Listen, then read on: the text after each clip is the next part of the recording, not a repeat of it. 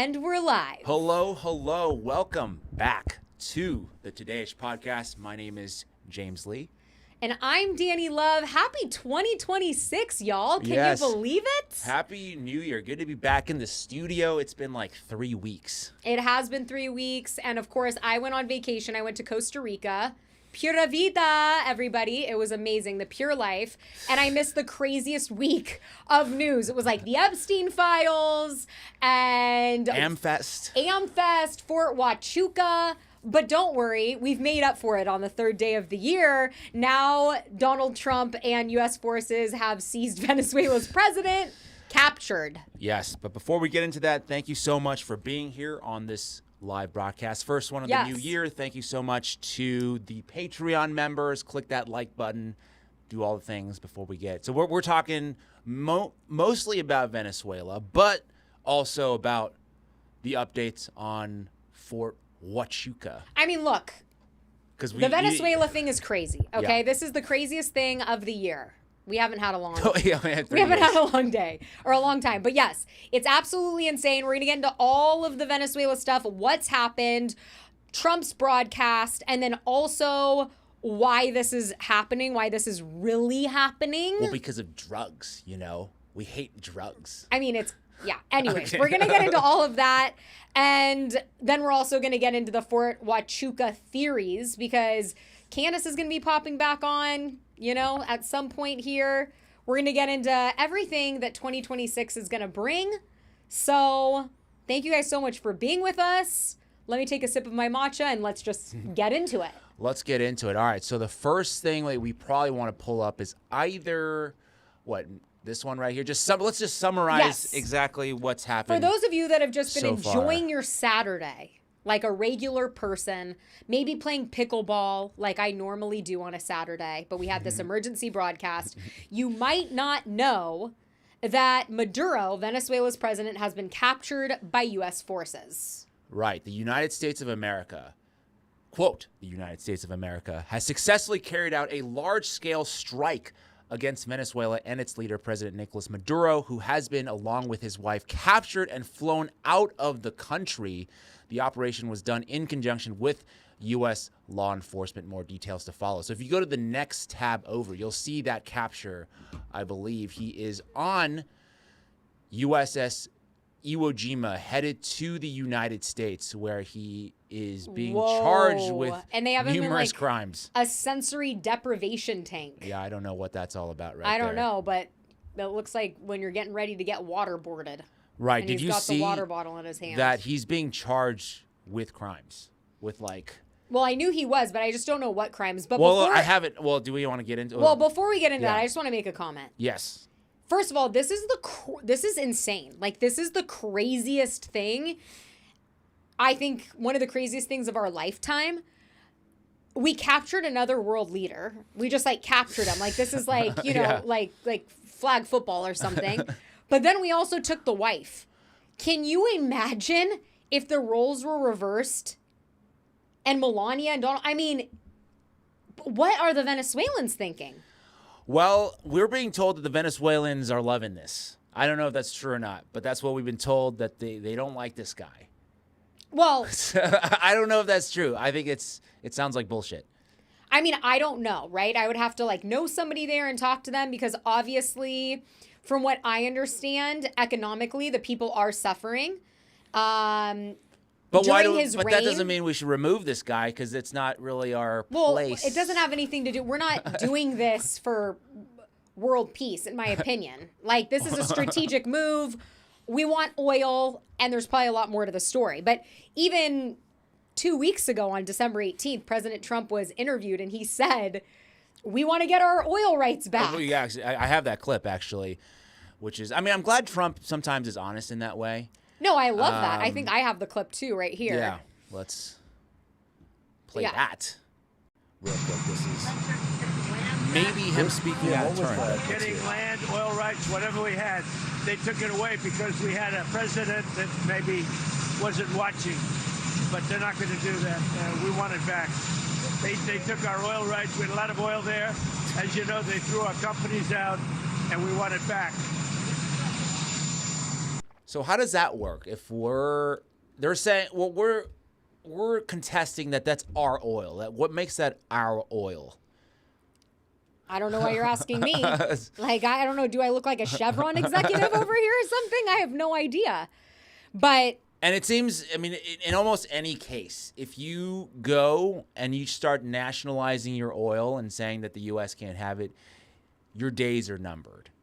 Okay? Is that the lesson? That is the lesson to be told. I mean, that's why we overthrew Iran back in 1953, is because their leader, democratically elected of Iran, wanted to nationalize their oil, and therefore we had to overthrow that guy. And then we installed a dictator that then led to the Iranian Revolution. That's why it's been, now we turned that place from like a democracy into this like Muslim Islamic fundamentalist regime. Yeah, my sister-in-law is actually from Iran, and so I've heard from her firsthand. She immigrated here over 10 years ago, got her citizenship, and she still goes back and visits family, but obviously not a great place for women's rights. So, but it used to be great. I mean, back in the 50s, it was like not even like 70s, I think. In like mini skirts and whatever, it was fine. Yeah. Until we decided to. So we need the oil. From Trump's post, I don't know if you know the history on this, and maybe you can inform me, but did we have these oil rights with Venezuela during Biden's administration and then we lost it? Because he's like, maybe some president wasn't paying attention, and obviously I'm going to assume he's talking about Biden. No, from my understanding, this was like decades ago, before Hugo Chavez came to power. This is a whole long-standing thing. Oh, because the way he made it seem, it was like Biden was asleep at the wheel and we lost the oil rights, so now we're going back to get him. Well, I mean, Biden didn't. I mean, he wasn't really involved in this. I'm sure they were working on something. I think that's probably like a little bit of a misnomer, because I'm sure our State Department was working on some kind of overthrow of the Venezuelan regime. Back then, regardless of the administration that we're in. We wanted this oil. We've been going after this oil for decades. Okay, I didn't know. And now it's about to be ours. Okay, so we didn't have any oil rights with Venezuela in the last 5 years. No. For sure. For sure. We don't need a chat GPT. Well, chat, you can call us out, but I'm pretty sure this dates back to the Hugo Chavez days. Okay, so. But I do want to, before we get into, what are you going to play here? Helicopter? Well, I was just going to play like some of the scenes. Oh, yeah. Look at this helicopter. Black Hawk attack. So what I heard, I think it was Marco Rubio said, these Black Hawk attacks and the, bombings and things like that you saw were a distraction while a team went in and captured Maduro and his wife. And you have to wonder, like, is this like a SEAL team? Who's doing this capture? Well, this is U.S. military. And they said that we weren't going to have boots on the ground, but we obviously had boots on the ground here. We went in, not only through these aerial strikes, but we went in through, we had to go in physically to capture Maduro. Well, of course. But I'm just wondering, like, middle of the night, like, this was obviously a covert operation. They're saying the DEA was involved. I don't believe people part of the DEA are capturing Maduro and his wife in the middle of the night, Well, I think this was planned. This was supposed to be like a couple of weeks ago, right? Do you remember? No, you were on vacation, actually.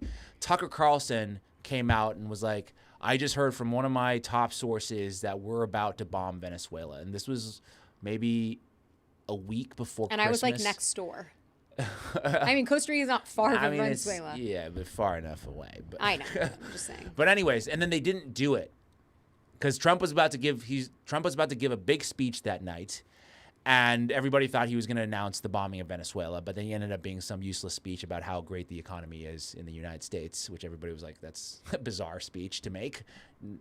But anyways, it was supposed to be a couple weeks ago, but evidently our military was tied up in another sort of bombing in like Nigeria or something, so we couldn't get it in order. So now we're ready to go. We were too busy. We were doing something else in another country. Yeah. It just didn't work out scheduling-wise. Yeah, scheduling-wise didn't quite work out. So now we're ready to go. Well, I did see a clip this morning, I think, from what you're referring to with Tucker Carlson, where he said, look, economically, I would never pick Maduro to run a country because it's failing, and all the people from his point of view and other reports are poor and they're struggling. They don't have like food on the table. It's not a good situation. But he said socially, Maduro's banned like trans surgeries and all of these things that align that are very right. And so Tucker obviously liked that. And so I thought that was interesting. Well, yeah, it also has nothing to do with this. Whatever they want to do down in Venezuela should be up to them. If they want to, get involved, whatever these social issues or economic issues, like, do we care even how well they're doing? I don't know. But interestingly, though, this is a timing. If you're questioning why did we go in yesterday? If you go to click on the element D3 that says China. So the Chinese literally yesterday afternoon was meeting in Venezuela for talks with Nicolás Maduro. So some are saying that this is sort of a signal to the Chinese to say, no. This is our land, not yours. Yeah, exactly. Right? Because China's been overtaking, I don't want to say, I'm going to say it incorrectly. What do you mean? What are you going to say? Well, I'm not going to say it. Just say it. Say it. No, it's like Guana or something, or something with a G. Not Guam. No, not Guam. Not Guam. Something like Guana. Like Guyana? Is it? I don't know. I don't know anything. Anyways, I was reading something this morning, and it's obviously a power play going on right now between the United States and China. Right, but China's not doing things by force. They're doing like economic trade deals and stuff with a bunch of different countries, or they're investing in countries. We'll see what happens with Taiwan. Coming soon in 2026. Yeah, Taiwan. I don't think. Okay, so here's my prediction about Taiwan. This is a little bit off topic. Yeah. But I think we're not ready to really get involved in that Taiwan situation. I think until the Middle East is like settled and done, we just don't have the resources to deploy over there. Well, it's also interesting because not that we can take what President Trump said when he was running for president for, being worth anything, because he said no new wars. And who knows what this will lead to. Technically, they're saying this is not a war because we didn't declare war. This didn't get authorized by Congress. That's another thing. This is completely illegal what we just did, because not only does it violate international law in that we shouldn't be bombing sovereign nations, but secondly, things like this should go through Congress to say we are going to authorize a strike and put military boots on the ground in another country. Technically, that's like a declaration of war, basically, right? To me, if I was Venezuelan, I'm like, we're going to war against America. Like, they just fucking bombed us. Yeah. Yes. So it'll be interesting because obviously President Trump didn't go through Congress when they bombed Iran. No. And there was a lot of people that were referred to as panicans that were saying this is it, this is World War III, and nothing happened. Well, nothing happened only because Iran didn't respond.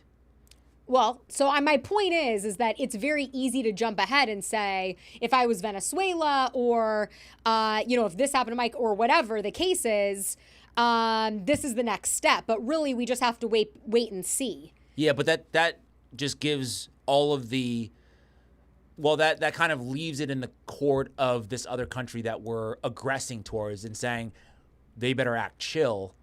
The only reason why we're not in a war is Iran decided not to retaliate. I don't think we should be waiting on another country's response to judge the actions of our own president. No, I'm just making the point that we don't know what's going to happen here.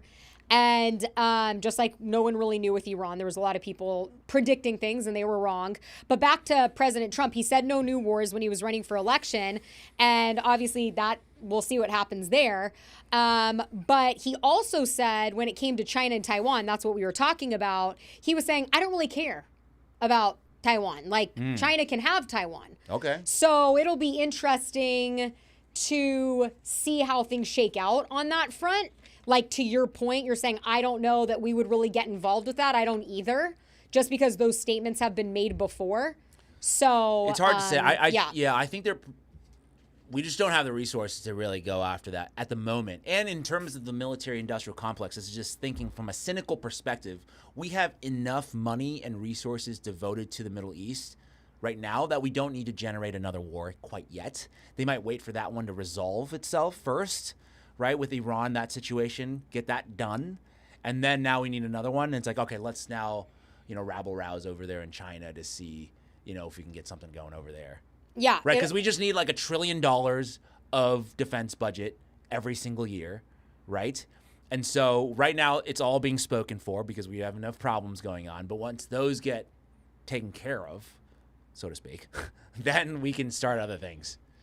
And I'm saying this, obviously I'm doing tongue-in-cheek. I don't want these things to happen, but I'm just saying that this is cynically what's going to happen. Does it feel like at the beginning of every year there has to be like some sort of a pop-off? Yeah. Like last year we talked about this on the Christmas episode. It was like the Cybertruck, New Orleans, like pop, pop, pop. Yeah. And then this year I was like, oh, like we're fine. It's the first, it's the second, Yeah. and then bam.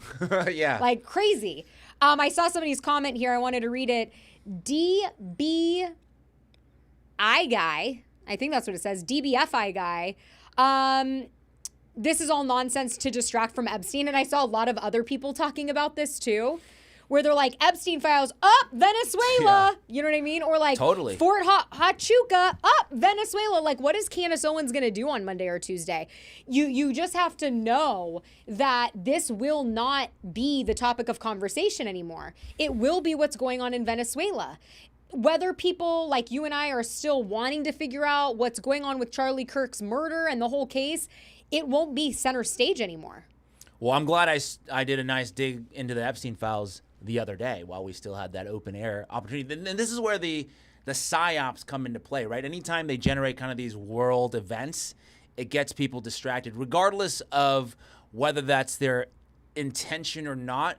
That's the result of the attack, is that the Epstein files kind of get shelved away, at least for another couple of weeks, right? We pretty much, because at this point, like, we pretty much know what's going on with the Epstein files. We know who he was working for, a bunch of different intelligence agencies, including Israel. We know that there were a bunch of high-profile people in government and in business involved in pedophilia.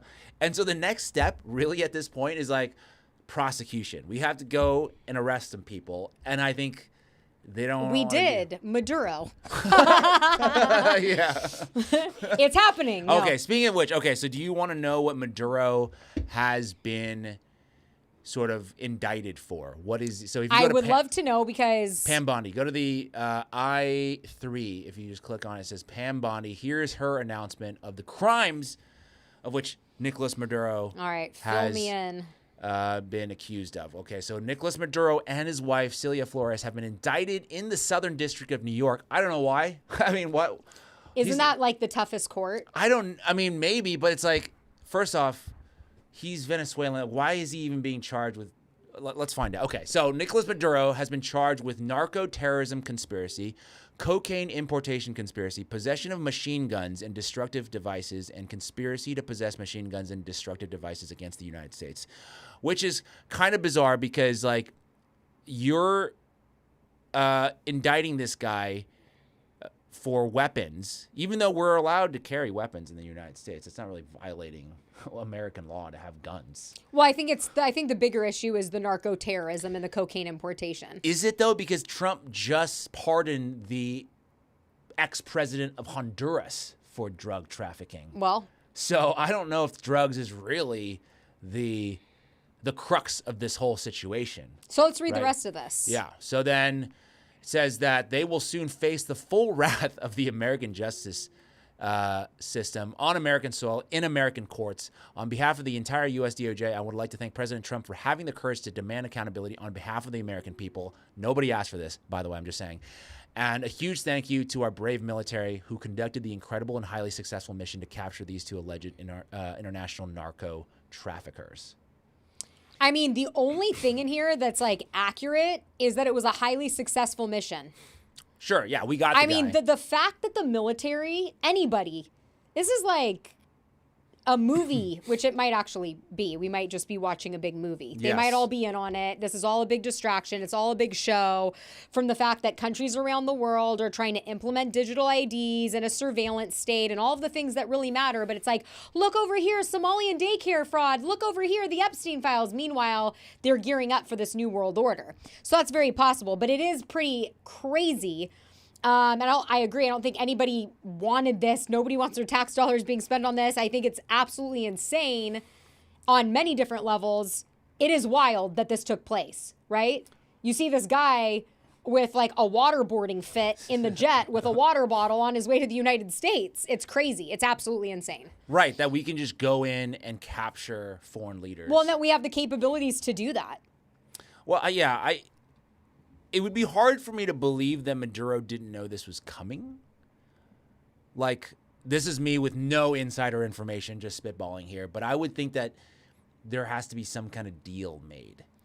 So then, do you feel like he surrendered and they're making it a show? Exactly. That's what I think it is, that they're going to do this show trial, right?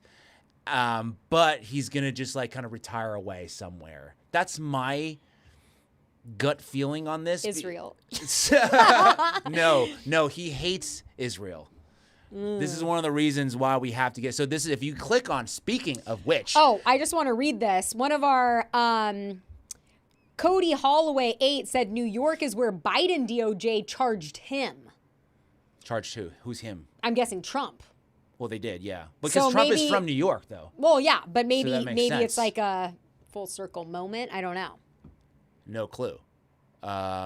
But if you want to talk about Israel, which, you know, we tend to somehow always go there, G3. If you want to talk. So, I mean, because we know it for a fact right now. Basically, like, we know it's kind of about the oil. 4 days ago, Benjamin Netanyahu was at the White House. He celebrated New Year's Eve with President Trump, and then, you know, this happens. Okay, do you want me to click on these? Yeah, click on that one right there. So, this is in the Israeli press. I believe the Israel Hoyam, that's just like one of the most popular newspapers in Israel. It says that since Hugo Chavez's rise to power, Venezuela has become one of the most hostile countries to Israel and Zionism in Latin America. And then his successor, this is referring now to Maduro, continued the anti-Israel line with even more intensity. Thus, Venezuela, which previously maintained warm relations with Israel and even purchased security technologies from it, became the center of hostile propaganda towards Zionism and the Jewish state. So I think a lot of this is to do with oil, but also some of it is like the encouragement of the Israelis to go in and remove this guy from office. Well, what's interesting, if you want to click off this for a second while I go to the notes, is one of the theories that is swirling around is that Venezuela's Nobel Prize winner, Maria Corina Machado,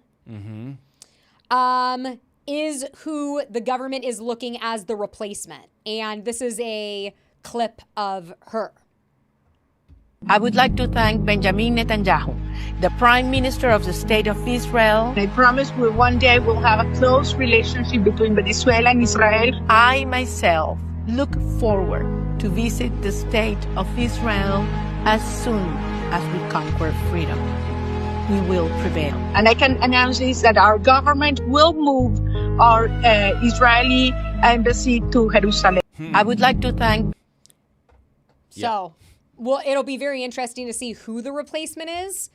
But David Icke, who is kind of the king of conspiracy theories and is banned in, I think, 26 countries. They just don't want his information out there. He's like the guy before Alex Jones. Alex Jones. Yeah, before Alex Jones. By the way, Alex Jones has fucking lost it. Yeah, we'll get to that. But he is the one that I read. He was saying this is going to be the replacement. And click on that Fox News article. I just put that in there. He has a lot of boom, click on accurate we don't need David Icke. We need mainstream media is basically saying this right now. This is an article from today. Maria Corina Machado, who is that woman, emerges as top potential successor after Maduro's fall. So there you go. There you go. But he said this at like 4 a.m. We knew that this was coming. Like, this people. was because she's the opposition leader, so she's been in the cars. I actually want to play that. Let me find this real quick, actually, because she was just talking to DJT Jr. Let me replace that Fox News. Okay, go back to the thing here, because she was just talking to DJT Jr. Click on that X link right there, and here's what she was talking about with Maria Corina Machado. She was just talking to DJT Jr. Click on that X link right there. And here's what she was talking about with Maria Corina Machado. She was just talking to DJT Jr. Click on that X link right there. And here's what she was talking about with Maria Corina Machado. She was just talking to DJT Jr. Click on that X link right there. And here's what she was talking about with with Donald Trump Jr. And this is nothing to do with Israel. This is just purely about the oil play. Because, I think there could be more than one thing going on, right? Because this is going to be obviously very good. Oil is definitely Oil is obvious. 100% obvious. But the Israeli influence is always in there. I don't know why that's the case. Could be like a kill two birds, one stone situation. Exactly. But listen to what she's talking about. This is like from a couple months ago where she was having this interview with Donald Trump Jr. Forget about Saudi Arabia. Forget about the Saudis. I mean, we have more oil. I mean, infinite potential. And we're going to open markets. We're going to kick off the government from the oil sector. We are going to privatize all our industries. Venezuela has huge resources: oil, gas, minerals, land, technology. And as you said before, we have a strategic location, hours from the United States. So we're going to do this right. We know what we have to do. And American companies are in, super strategic position to invest. This country, Venezuela, is going to be the brightest opportunity for investment of American companies, of good people that are going to make a lot of money. Forget about Saudi Arabia. Forget about the Saudi. A lot of money. So this is always in the calculus, right? Now they're saying that we're going to basically open up our oil fields to American petrol companies. But the question there is like, how does the average American benefit from this? Are we going to be able to get our piece of the Can we buy a piece of Venezuelan oil land? Or is it just going to be like, Chevron and... I don't know, but as whatever. Messed up as it is when I was watching that, I was like, what investments could I make? Well, that's what I'm saying is they're saying this is going to be prosperous for us, but like, are we actually going to be able to... The regular American, is this going to help people buy a home? Is this going to help fix our roads and bridges that are dilapidated? Look, something's going to have to happen in the United States. We're going to have, and war typically tends to be lucrative for the United States, right? But something's going to need to change in the United States economically because people have had it. They're sick of whether it's the Biden administration, whether it's the Obama administration, whether it's the Trump administration. It feels like the American people keep hope alive. We keep wanting change. We vote for people that say they're going to make a difference. And it's like what Jimmy Dore said when we interviewed him: no matter who you vote for, you get John McCain. I mean, it's the same person, different face, different name. And this time people have really had it. And I find it interesting. It was this Somalian daycare situation, right? That just got everybody going crazy. Oh my God, these Somalians are getting $9 billion in Minnesota again. And now this has spurred this whole tax revolt 2026. And people are like, I don't want to pay taxes anymore. And, I love the idea in theory. Like this is like the type of thing where I want to get up there in person, right, with a crowd of people and be like, we won't pay taxes. Like, I do stuff like that for my city. And do activism work. I love doing that kind of stuff. But the reality is it's got to be everyone not paying their taxes, because if it's just a few people not paying taxes, they're just going to get hit with penalties. They're just going to get hit with interest, and we're not going to go anywhere. But the momentum has started. People are fed up. They don't like that our money is being spent on war. They don't like that we have roads and bridges that need to be fixed. They don't like that there is fraud everywhere and money laundering everywhere, and we'll get into this. But yeah, economically, I don't know what's going to happen with Venezuela. But something has to change in the United States, because people on the left and the right have had it up to here. They have. And they just are not doing a good job. Back in the Iraq War, they went on for about 6 months to a year to generate public support to bomb Iraq. And I feel like now they're not taking even the effort to try to get American people on board with these whatever things. I don't think they can anymore. I think they tried that with Ukraine, and it worked for a teeny tiny bit of time. But with social media and everybody being so connected, I don't think that playbook works anymore. So then they're just like, fuck it, I don't care. Do it. We don't care what you guys think. We're just going to do whatever it is that we want to do. Bombs away. And what is this? Yeah, but this is just going to create this like internal division, domestic strife, because people are pissed off.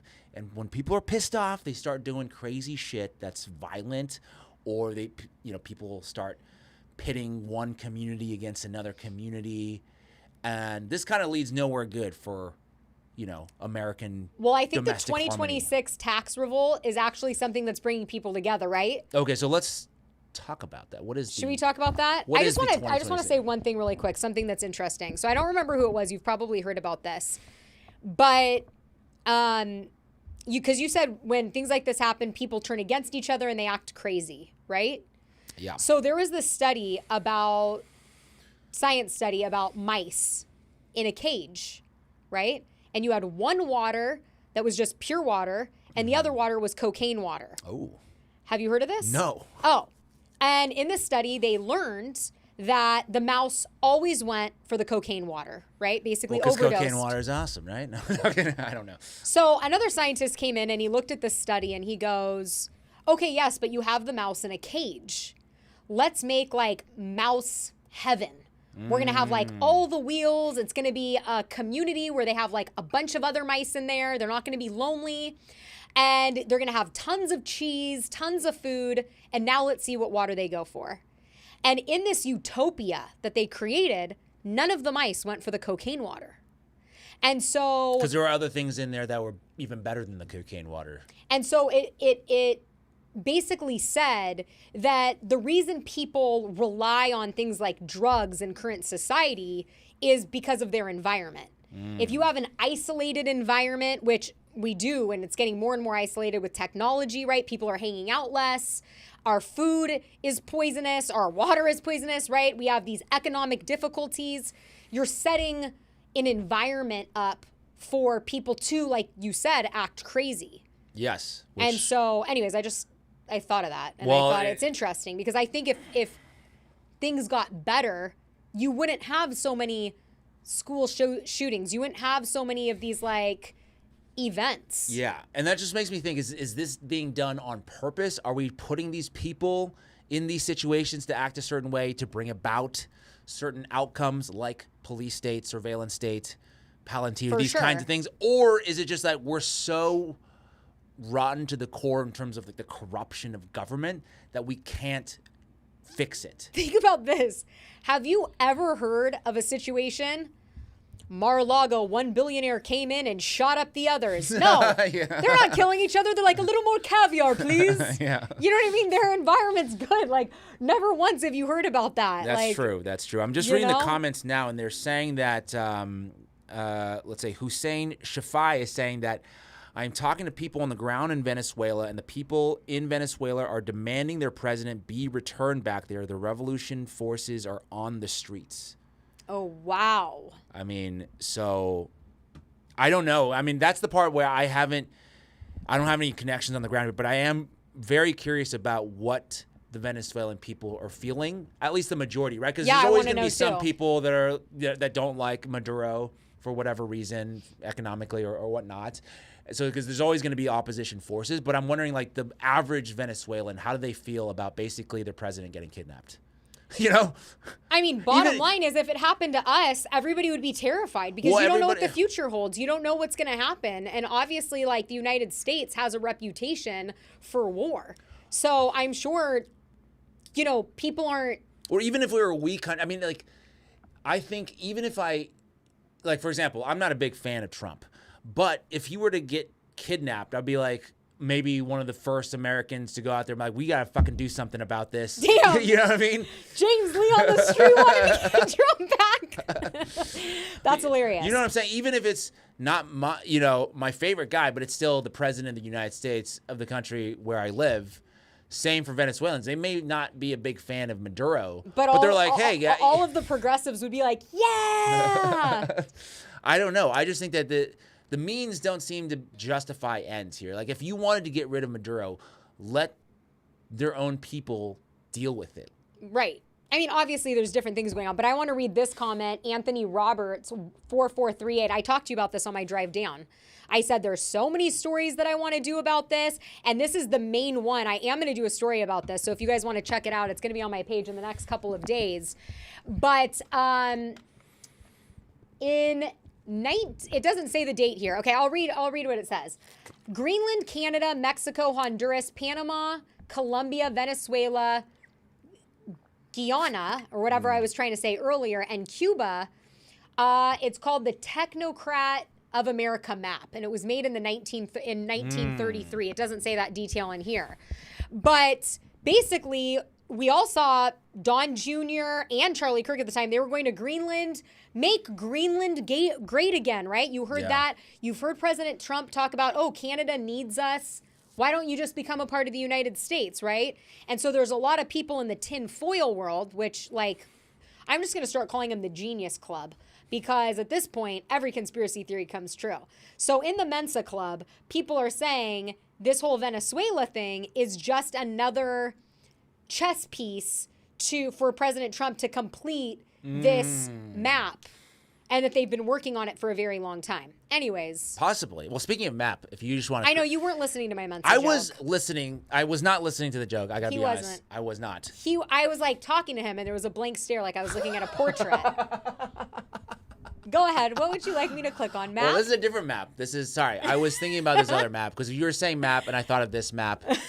And this is another map they're trying to fill out here, which is trying to get all these countries to be pro-Israel. And they're slowly working their way through all of these South American countries to make sure the leader is a supporter. Interesting. And that's where I was, right there in Costa Rica.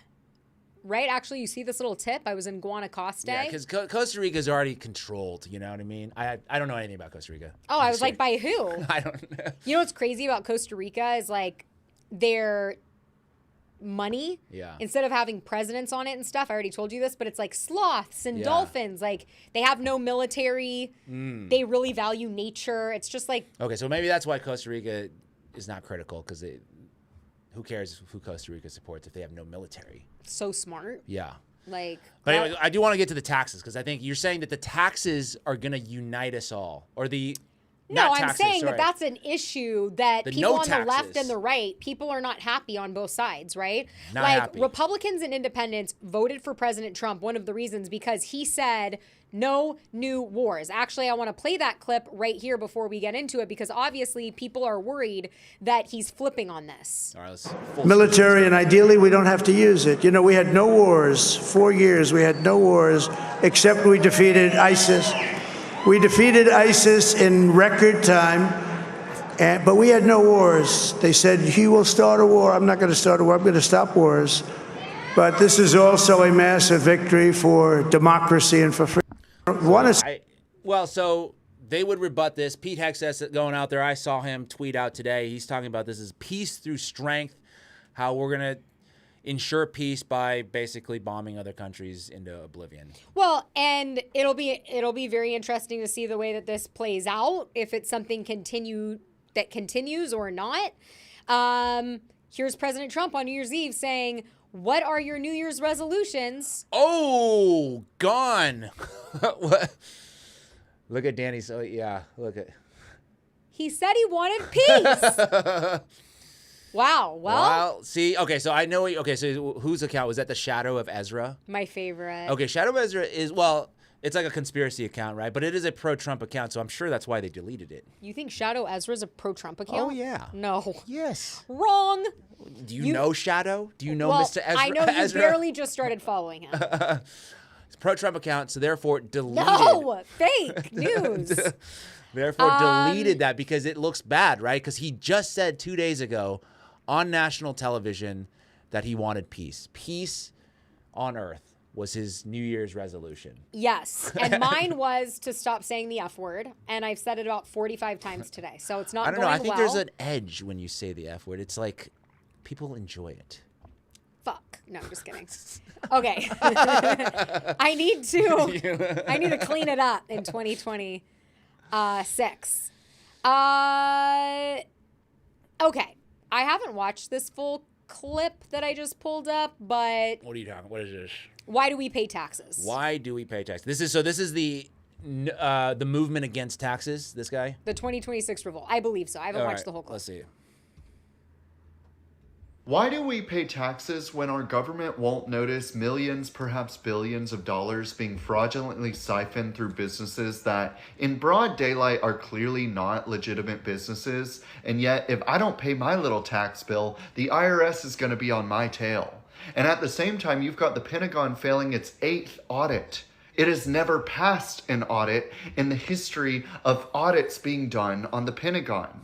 And defense spending is one of our biggest national budget items. America fought a revolution after a 3-ish% tax rate was imposed on the colonies, and yet today we have roughly a third or more of our income taken away, only for vast amounts of it to just go totally unaccounted for. Our government taxes us to death, and because they're so unaccountable and so inefficient, they still don't make their annual budget. They still spend more than they taxed us, and then they have to go and print more money, which devalues the money that we do have left over. People are not outraged enough about this. I agree with that. I think people, just to wrap up our topic of Venezuela, I hope Why do we pay taxes will when our start to government hold this administration accountable. Get on, get out there. Don't do the no kings or whatever, like bullshit protest. Like actually hold these people accountable, because nobody voted to bomb Venezuela. Nobody voted to bomb Iran. Like, we want to fix things in the United States, like that guy said. And I agree. Maybe I won't pay taxes this year. Maybe I'm done with taxes. You know why? Because You will definitely go to jail. what do you mean? You're already on a list. Yeah. Okay, wait. Actually, can we play that? Speaking of taxes, play this video that I have prepped up. C11, taxes aren't real. I don't know if you've ever heard of this theory that taxes are not real. Let's see. But this is a fun little video here. You ready for this? Yeah, I volume? I don't. Oh. Here, rewind it the down. United States. Here we go. Conservative or liberal, this right here is the thread that I pulled that unraveled my entire understanding of the United States. Now, everything you think you know about taxes is not real. First, you have to understand the United States is a sovereign fiat currency, meaning the dollar is worth whatever the U.S. government says it's worth. Now, if you're an economist, relax. I'm explaining to non-economists. Whatever money you pay in taxes, the Treasury just burns. They set it on fire. They delete it from the system. It doesn't go to pay for your neighbor's hip replacement. It doesn't pay the salaries of federal government employees. It is destroyed. And I get it. That makes no sense, which is actually the brilliance in the system. You and I are raised to act like the government manages money just like your household. And that isn't remotely the case. Your state does. The federal government doesn't. That's also why your state taxes are so much different than your federal, or why you owe a shit ton to state, but you can deduct everything but your grandmother's Pilates class from your federal return. It's a scenario for you. So you work your ass off and you make $100,000 a year, and after all is said and done, you end up forfeiting $28,000 in taxes. You've effectively lost a little over $2,000 a month in income. Now that $2,000 a month, the federal government is doing nothing with except removing it from the money supply. While you think about that $2,000 a month you lost and the federal government just deleted, allow me to tell you another story, and that's Joe Wall Street, the hedge fund manager. Now, he uses other people's money to gamble in the futures market and guess whether or not oil prices are going to go up. Now, if he guesses right, which is only whether or not a bunch of other people feel the same way he does, he collects a cool $100 million this quarter for his hedge fund. Now, he gets $1 million bonus for his good guess, and Mr. Hedge Fund is smart, so he knows how to game the system, and he only pays Uncle Sam $90,000 in taxes on that cool million. Now, you paid almost 30% of your income, and he paid $9,000. Now tell me something. You worked hard for your money and added value to the economy, and Uncle Sam set 28,000 of your hard-earned dollars on fire. Mr. Hedge Fund managed to contribute nothing. He actually made oil prices rise and cost you another $2,000 a year in gas prices. But he not only kept $910,000, his gamble cost you and 100 million other people $2,000 a year in additional cost of living fees. You and I both know that you can live really comfortably on $10,000 a month. Basically, I'm done with no taxes. I'm done. Did you understand that? What are you saying? Well, yeah, and one of the things I was thinking about with Venezuela being the topic of conversation is a lot of people, and look, I'm not well versed enough to talk about this, but I've interviewed quite a few crypto experts, and oil is a big component. The way oil prices go in crypto and in other parts of the markets.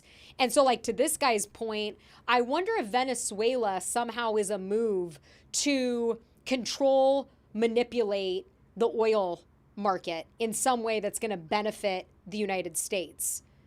Well, it's another oil supply, so then they can. Because that lady, right, was talking about, forget Saudi Arabia, we got more oil than them. Yeah, but I think there's something more to it. Well, what do you mean? That automatically will change the markets, right? Because right now all the oil is controlled by the OPEC nations in the Middle East, and now you have another nation coming in, and now we get to manage the oil supply the way we want to manage it. We get to manipulate the prices that we want to do versus Saudi Arabia doing it. Yeah, but did you hear what that guy was saying about when, the Wall Street guy bets on the futures of oil prices? Yeah. Doesn't the United States also do that? Yeah. So, but I think what he's making the point there. But let me finish my point. So if the United States is able to bet on futures that they're able to control, they could make a lot of money, correct? No, there's already people betting on the futures of oil now. You don't need to control the oil to bet on the futures. But doesn't the United States invest money in futures, like as a federal government? I'm not sure about that. I'm not 100% sure if they do. But I think the point that guy was trying to make is that the hedge fund guy is making money from capital gains versus you working for a living and getting taxed more. He's saying that it's unfair that the capital gains are being taxed less than work. Plus, he's also making the point, which I thought it was very interesting. It was mind-blowing at the time when I saw that, in that the taxes don't actually go to paying anything. They just get wiped out. Someone wrote, prices at the pump will drop, inflation drops, interest rates can then be cut. So it can create like a better economic environment for the United States. Someone else said, good point, guaranteed Trump's cabinet shorted crude futures, which, yeah, I mean, I'm sure that didn't happened. You do a story about this? I did do a story about that earlier this morning. It wasn't about the crude oil, but there was someone who, I'm calling him the new Nancy Pelosi. It could be Nancy herself. I don't know. But someone made an anonymous Polymarket account in late December. And last night, they bet $32,000 that Maduro was going to be captured on Polymarket. 12 hours before. This morning, they won $400,000. And what's interesting about that is that the Stock Act of 2012 requires any public official, elected official, to report their stock trades. Well, the Polymarket is not a stock. Exactly. So it's a predictive betting app. So it's a loophole. So I would not be surprised if 2026 and on, until something changes, all of the congressmen and women that have been getting called out by all the content creators the past few years are just going to use their insider trading tips on Polymarket instead. That's exactly what I've been saying about this Polymarket bullshit, because there's going to be people that have insider information. And because this is not a stock, it's not being covered by any of the current laws that they have to disclose any of this information. And I'm sure if they push through it, they're now thinking about doing a stock ban. I'm sure this is in consideration. Now we just bet it in a different way. Right. Because if you, right now you can bet on the winner of certain reality TV shows or whatever, right? But the producers already know the winner of the show because it's already been pre-recorded. So what's to stop those guys unless from it's doing Love Island.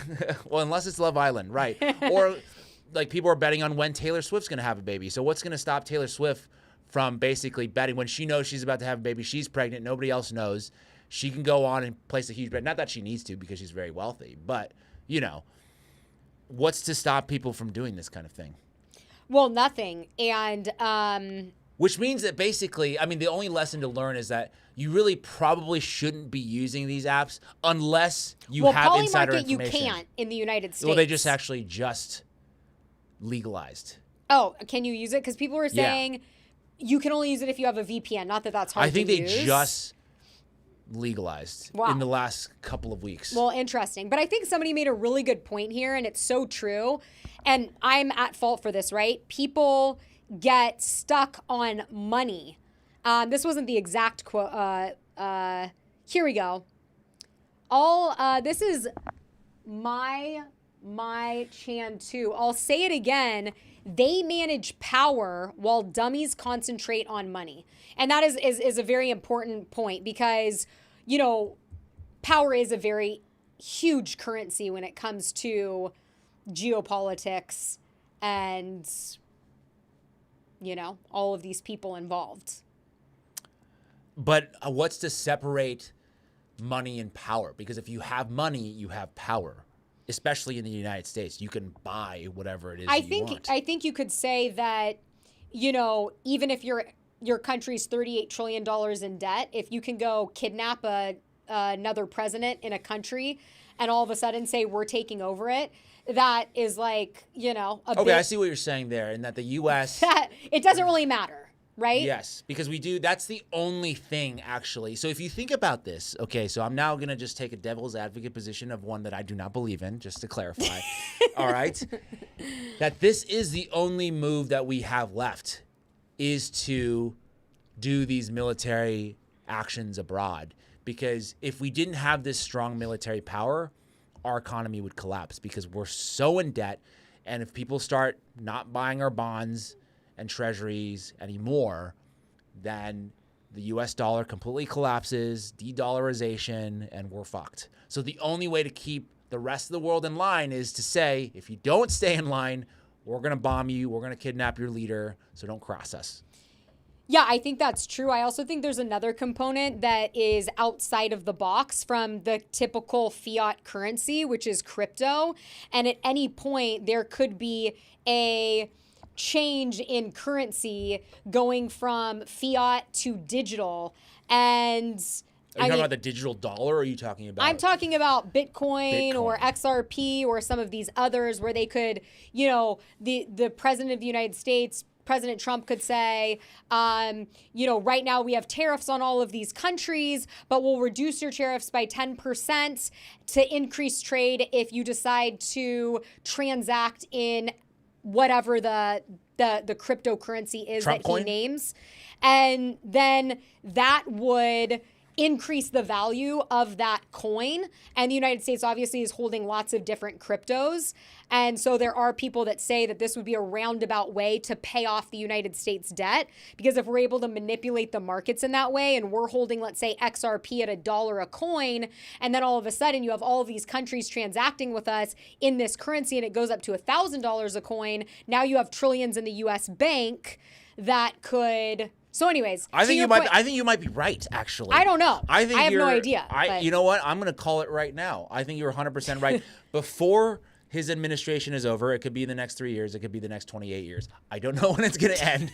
But I think he's going to announce some coin, whether it be the U.S. digital dollar or Trump coin or Bitcoin, whatever one of these. Yeah. He's going to be, this is now also legal tender. And you should transact in this. And I'm sure they'll know this beforehand, which one it is, and they'll have people that have invested it beforehand, so they first make a shit ton of money beforehand. And now you've just created a separate cash register on top of like our $38 trillion in debt. It would be a cash register that then could become profitable to pay off that debt, right? It's like a loophole. They have to find some other way.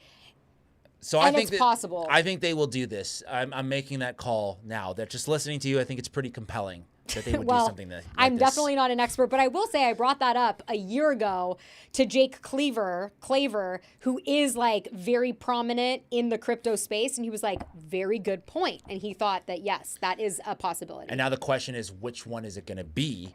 And do you know what that's going to be before everybody else knows to get on the action? And this is unfortunately what we've come to in the United States is everybody's just trying to get their bag. And they're not really thinking about, because I don't think this is a good idea. I think this is like not going to work necessarily. I think this is just going to, a few people are going to get rich, and it's ultimately delaying the inevitable collapse. And the American people, the regular folks out there just working hard, is going to be completely fucked. But this seems like that's what it's come to, you know? Yeah. Unfortunately. And if you look throughout history, not just the United States history, but any, you know, the Roman Empire, whatever it may be, it's kind of always goes this way, right? Yeah, there's a cycle of things. I mean, you don't really have societies where, you know, everyone is making equal money and has equal access to things. That's just not the way this simulation works, unfortunately. Right, that is not the way it works. So I guess we'll see. I guess what I'll say is then, you know, let's focus on some fun stories. Let's talk about some, you know, Somalian fraud. Yeah, let's talk about Fort Huachuca. Was Erika Kirk there? I wanna talk quickly about the Somalian fraud because that ties to like the catalyst for all of this, you know, why nobody wants to pay taxes. This was like the straw that broke the camel's back, so to speak. Okay. All right. So you had a theory. I had a theory. Yeah. Do you want to share it? Well, I mean, my theory is a fairly predictable theory, but from my perspective, because I was actually very excited when I first saw. Oh my God. You know, this report, because I also, a part of like my beat is to cover on, you know, fraud in nonprofits, especially here in California with homeless NGOs taking a shitload of money and this and that. I was like, oh yeah, good for this guy getting out there.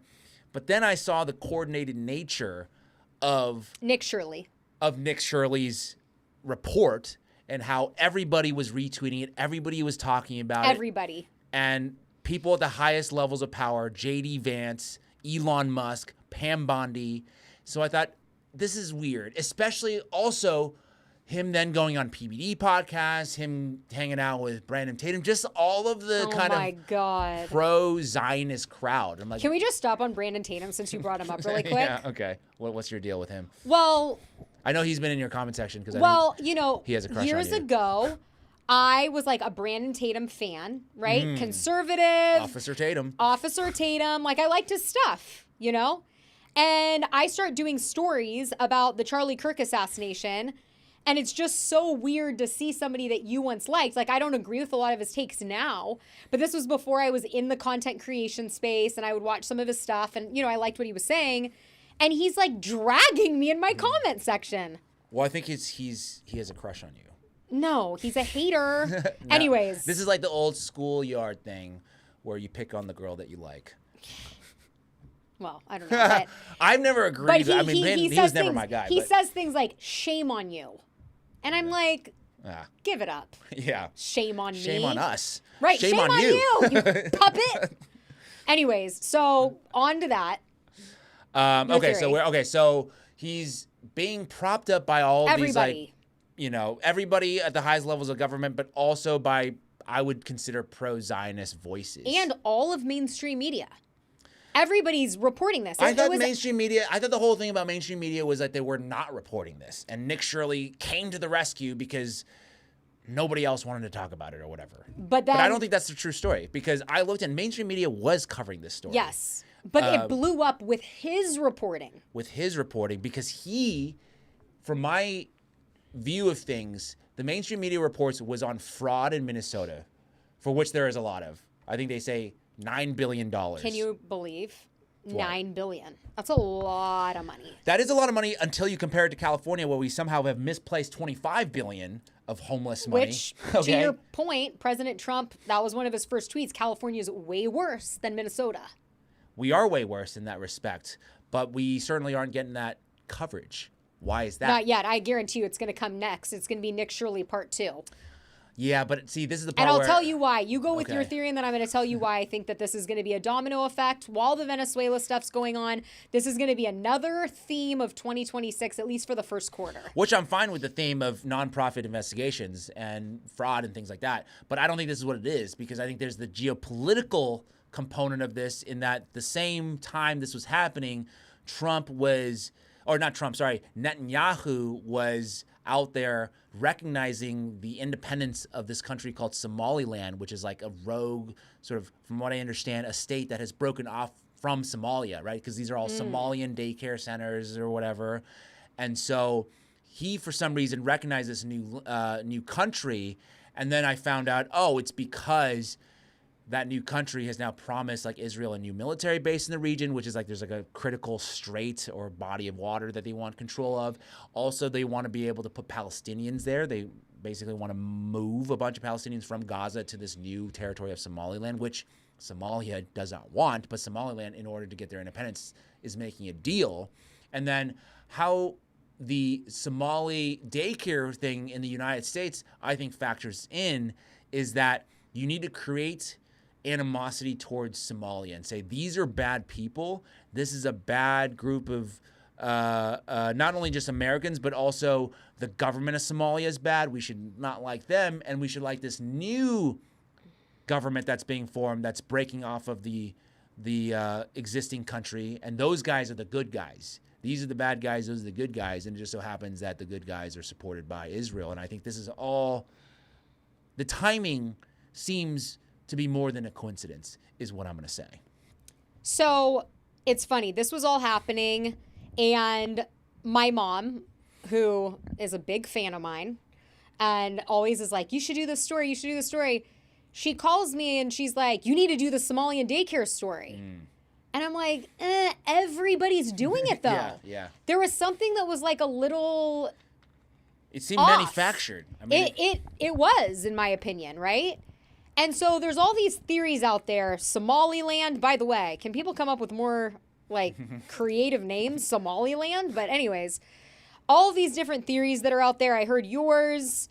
I heard an interesting one that the Republicans and the conservatives needed a way to snuff out Nick Fuentes and the Groypers. So they propped up a new conservative independent journalist with a platform who also says he's, abstinent, he doesn't drink, he doesn't smoke, his name's Nick. And I was like, that's compelling. But then as I was in this like rabbit hole digging for information, I think I came across why this story has become so big. And I think what it is a false flag of sorts to usher in Peter Thiel's Palantir surveillance state deeper into the government and into United States citizens' lives. okay, how would it usher in? So I will play you this clip that I found All right. that Elon Musk posted yes to and tweeted this to his 250 million followers yesterday. And I thought, here's the angle. Okay. Let's hear it. Full screen, baby. Are a lot of Uh-oh. that something like Palantir ends up being also constrained on government action, where if a lot of the abuses, a lot of the most extreme sort of overreach happened in contexts where people thought there would be no accountability ever inside the government. So, and that this was, probably like something like the Guantanamo stuff in Bush 43.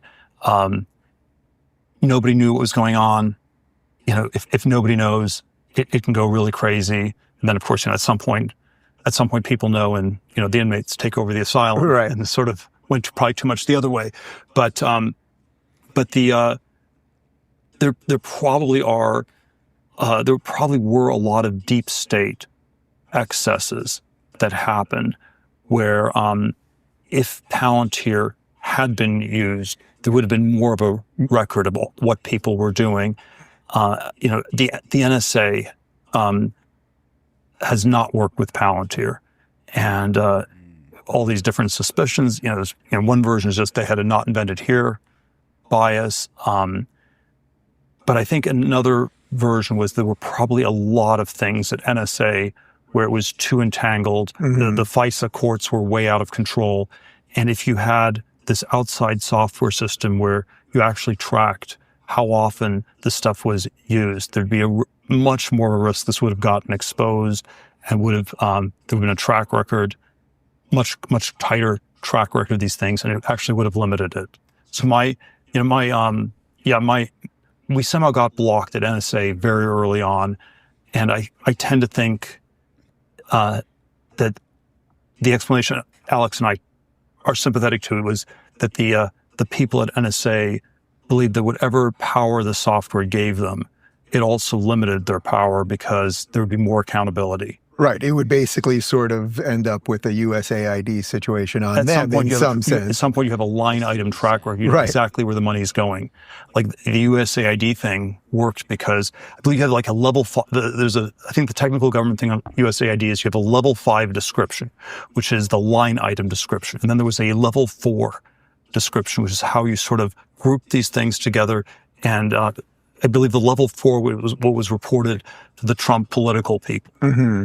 And then okay, I think enough is said, but the point is I believe that this has become so popular, and you have all of these people, a lot of these technocrats and people that, you know, are leaders in AI, like Elon Musk tweeting the Somalian daycare because they need an event to get American buy-in to implement Palantir into the NSA. The NSA obviously oversees your phone calls, your emails, your text messages, all of your social media. And as Peter Thiel just said, for whatever reason, Palantir never got access to the NSA. Basically, all of our data, which would be very valuable for someone who's also cutting edge of AI, right? We had a guy on not that long ago, and we were talking about how important and how valuable our data is.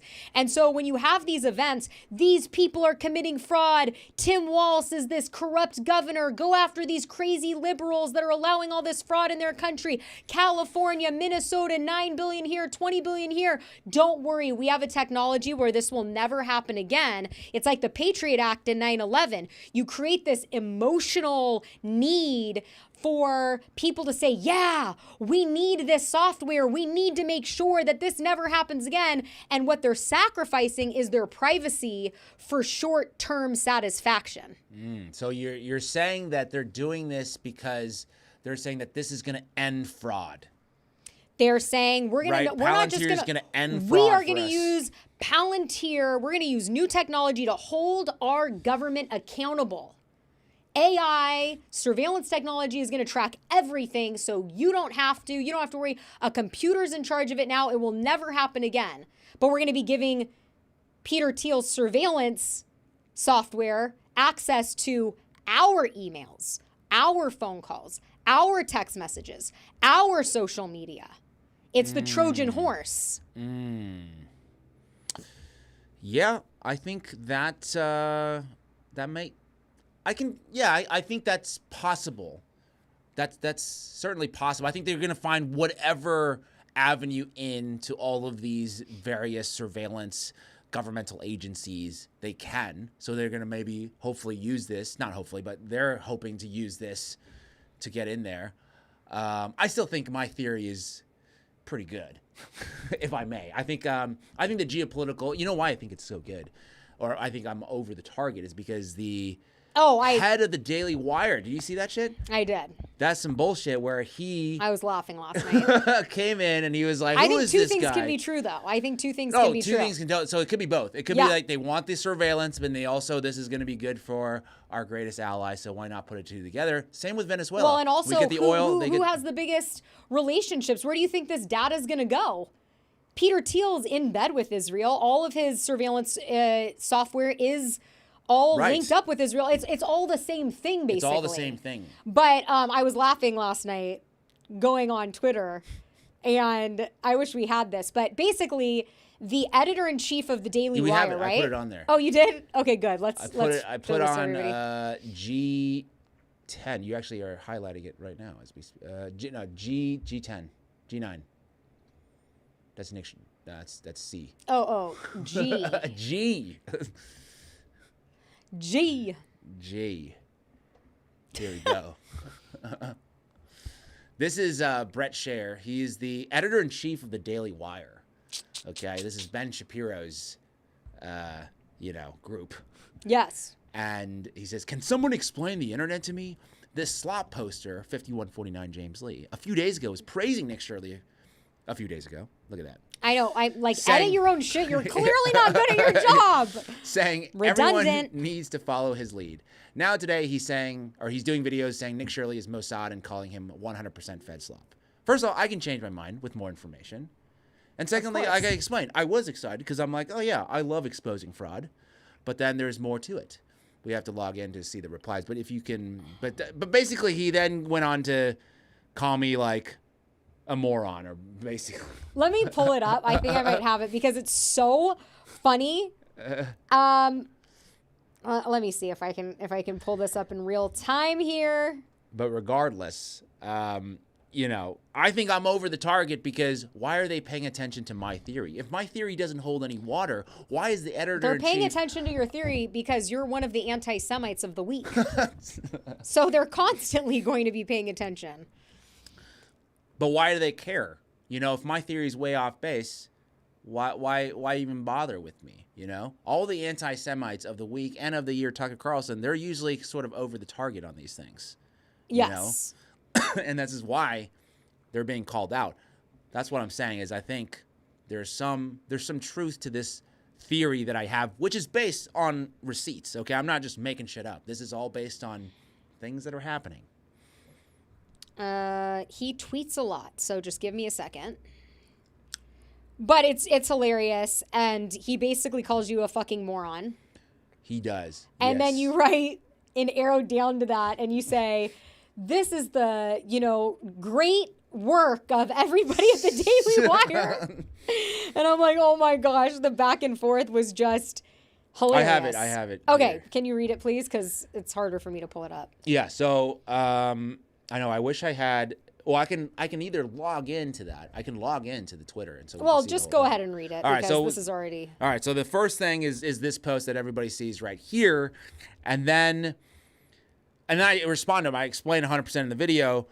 Much of the work I do is to uncover nonprofit fraud. So initially I was excited, but after seeing the coordinated amplification, something that seemed off, at the end of the day, more than one thing can be true at the same time. Right, which we were on theme talking about. And then he says, but you amplified it too. Were you in on the coordinated op? Are you a Fed bro? And I just responded, I'm whatever you say I am. That's the beauty of free speech and the internet. Ask all the questions, which is my ethos. I live by it. I don't mind people speculating if I'm some sort of Fed operative or a Chinese spy or whatever. Go ahead and speculate. Yeah. The facts are on my side. And then he responds with, you're a fucking moron.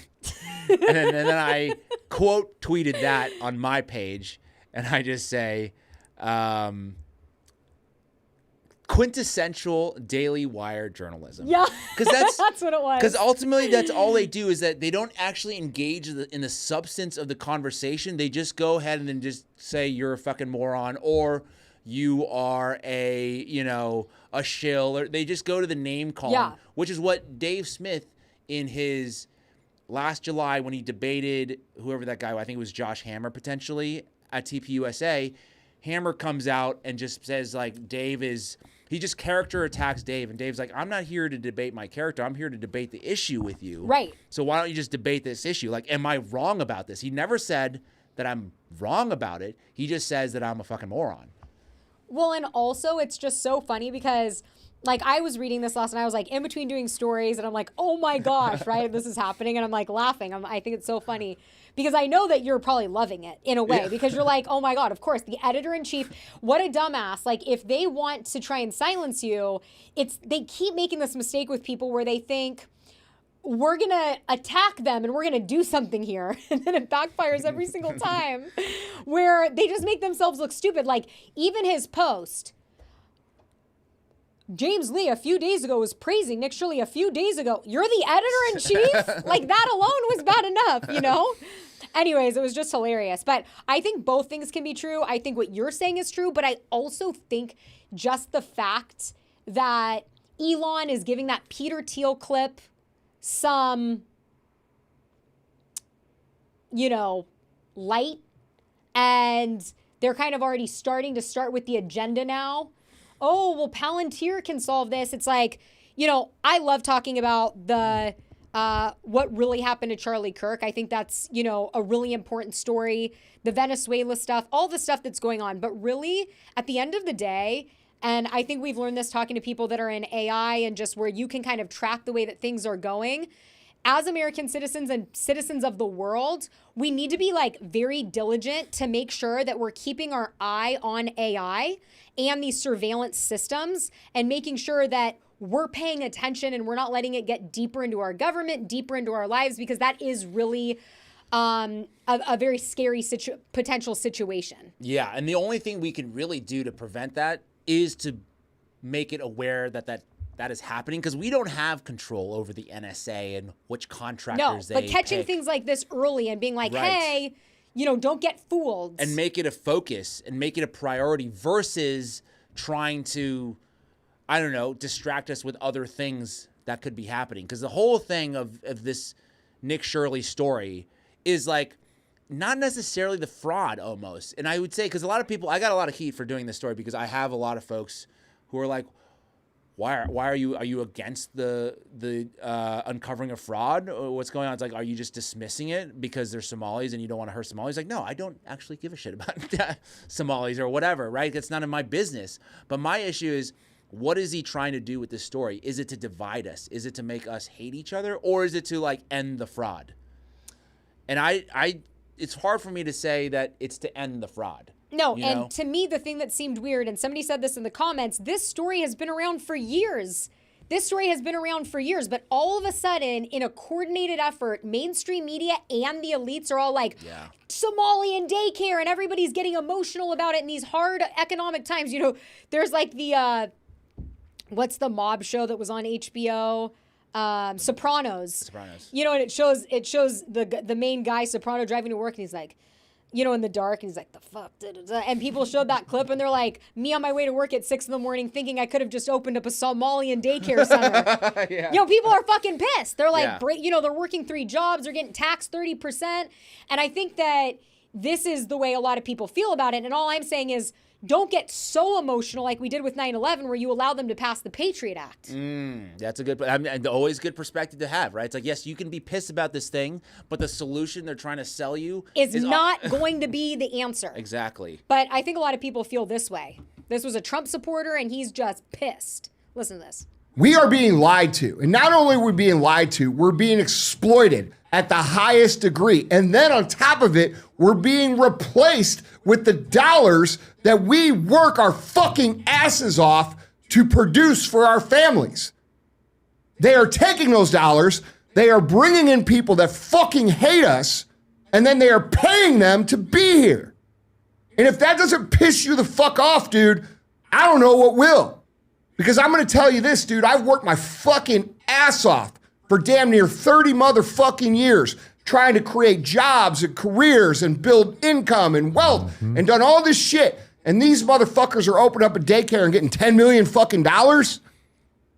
This is fucking insane, dude. And with no kids. If this isn't the breaking point for everybody to stand the fuck up and say enough, then our country is fucking doomed. Period. Okay? Donald Trump needs to feel all the fucking smoke over this. All of it. Okay? He needs to feel all of it over Israel. He needs to understand that he is violating the promises that he has made to the American people. Okay? I've always been a guy that has given that man tons and tons and tons of benefit of the doubt. But at this point in time, that shit is fucking over. And every single motherfucker that ever voted for him or stood with him needs to let him fucking know. He needs to let him hear it. Because, dude, I'm telling you right now, if he doesn't do something about this, and he doesn't start arresting motherfuckers, and he doesn't hold people accountable for the Epstein shit, and for this shit, and for all the fraud, and all the raping that's been going on the American taxpayer for fucking decades, he will go down, and not as the best president, he will go down literally as the man who had the opportunity to save this country and chose not to. Well, damn, I agree with that 100% for the most part. I mean, I probably would disagree with him on some of the other takes that he has, but he's right. And what do we get in the third day or second day of the new year? We get a bombing of Venezuela. It's not a cleanup of the fraud. It's not of the Epstein files and getting people arrested there. It's like, oh, we're going to do another war, which we've already seen this play so many times, right? It's going to fucking not work.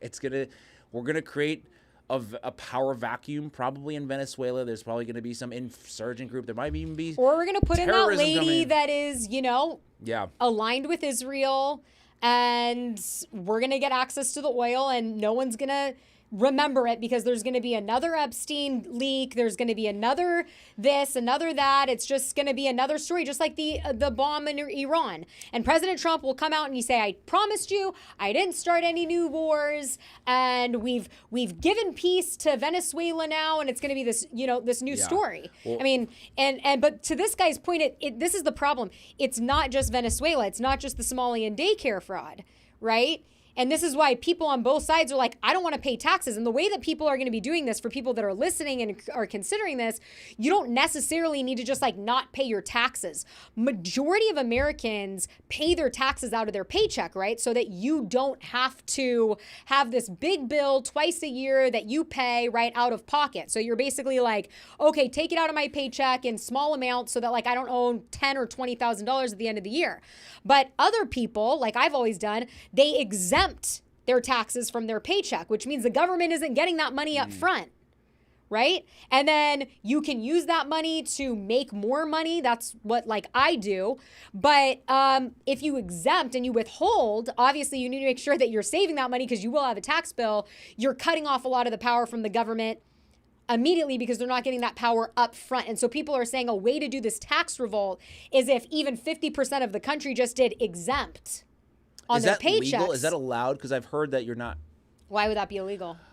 I don't know. It's like the tax guy I was talking to last year saying that you have to sort of give them a little bit every month. You have to declare. No. Or you could just say, I'm not paying it until the end of the year? Yeah. You just don't pay them, which a lot of interesting smart, wealthy people do, right? Because they're like, why would I be putting $1,000, let's just say, right? Why would I be giving the government $1,000 a month for 12 months when I could put that money in the stock market or Bitcoin? I'm going to make that money back, and then I'm going to have that money plus another 12 to then pay my taxes, right?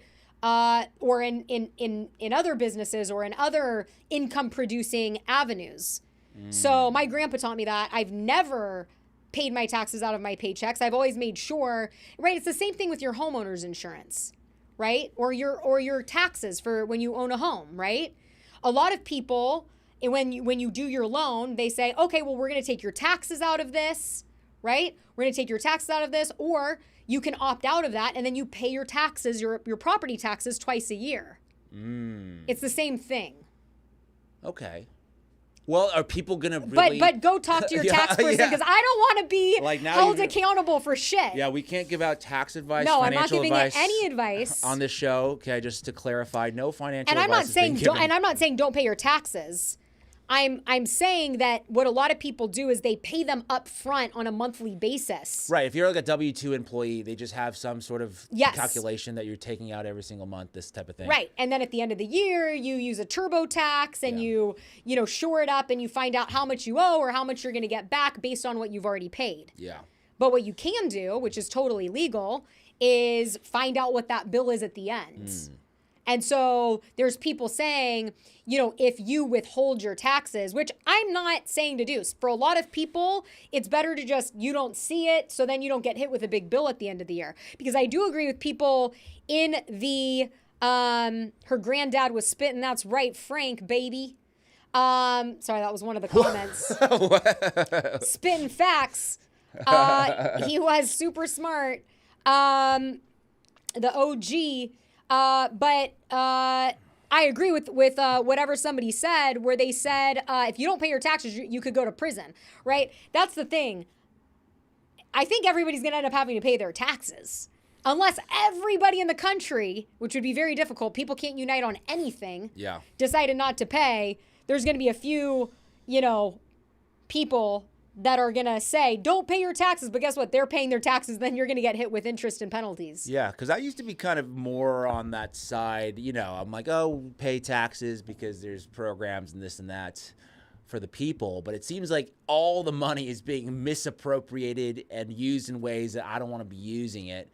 And it's just like the whole thing is fucked. Even the city tax, even like I'm like San Diego. Oh, don't get him started on the trash cans. The trash cans, the fucking now Balboa Park, which is a land that was donated to the city as a public space, a free public space for the residents of San Diego, is now charging for parking because the city has run up the fucking budget for whatever reason, even though we have collected more tax dollars that in history this past year than any year before that, and they're still short, which means there's some kind of fraud that's happening. Allegedly, I'll say that, right? Or else, how could this possibly be happening?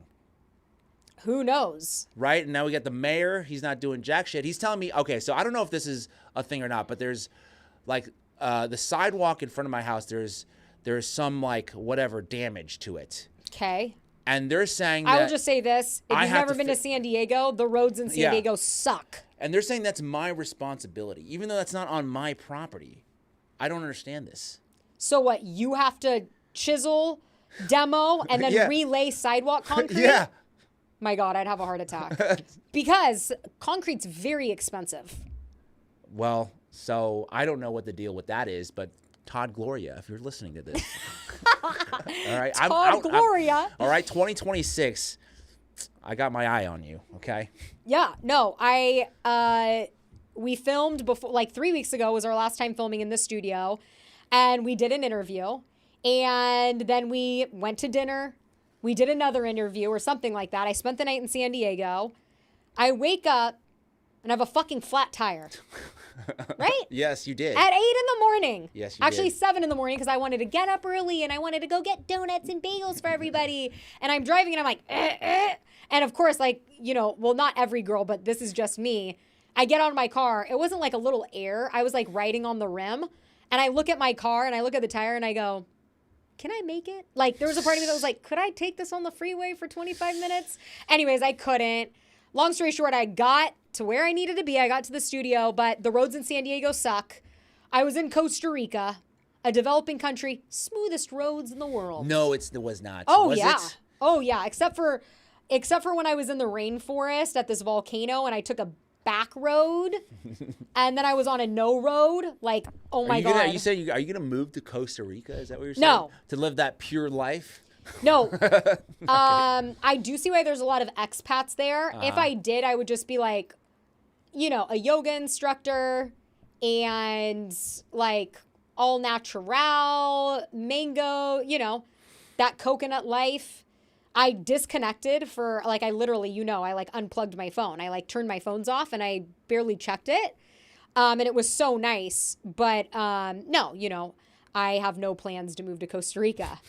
And I actually had a really scary, there's no streetlights in Costa Rica.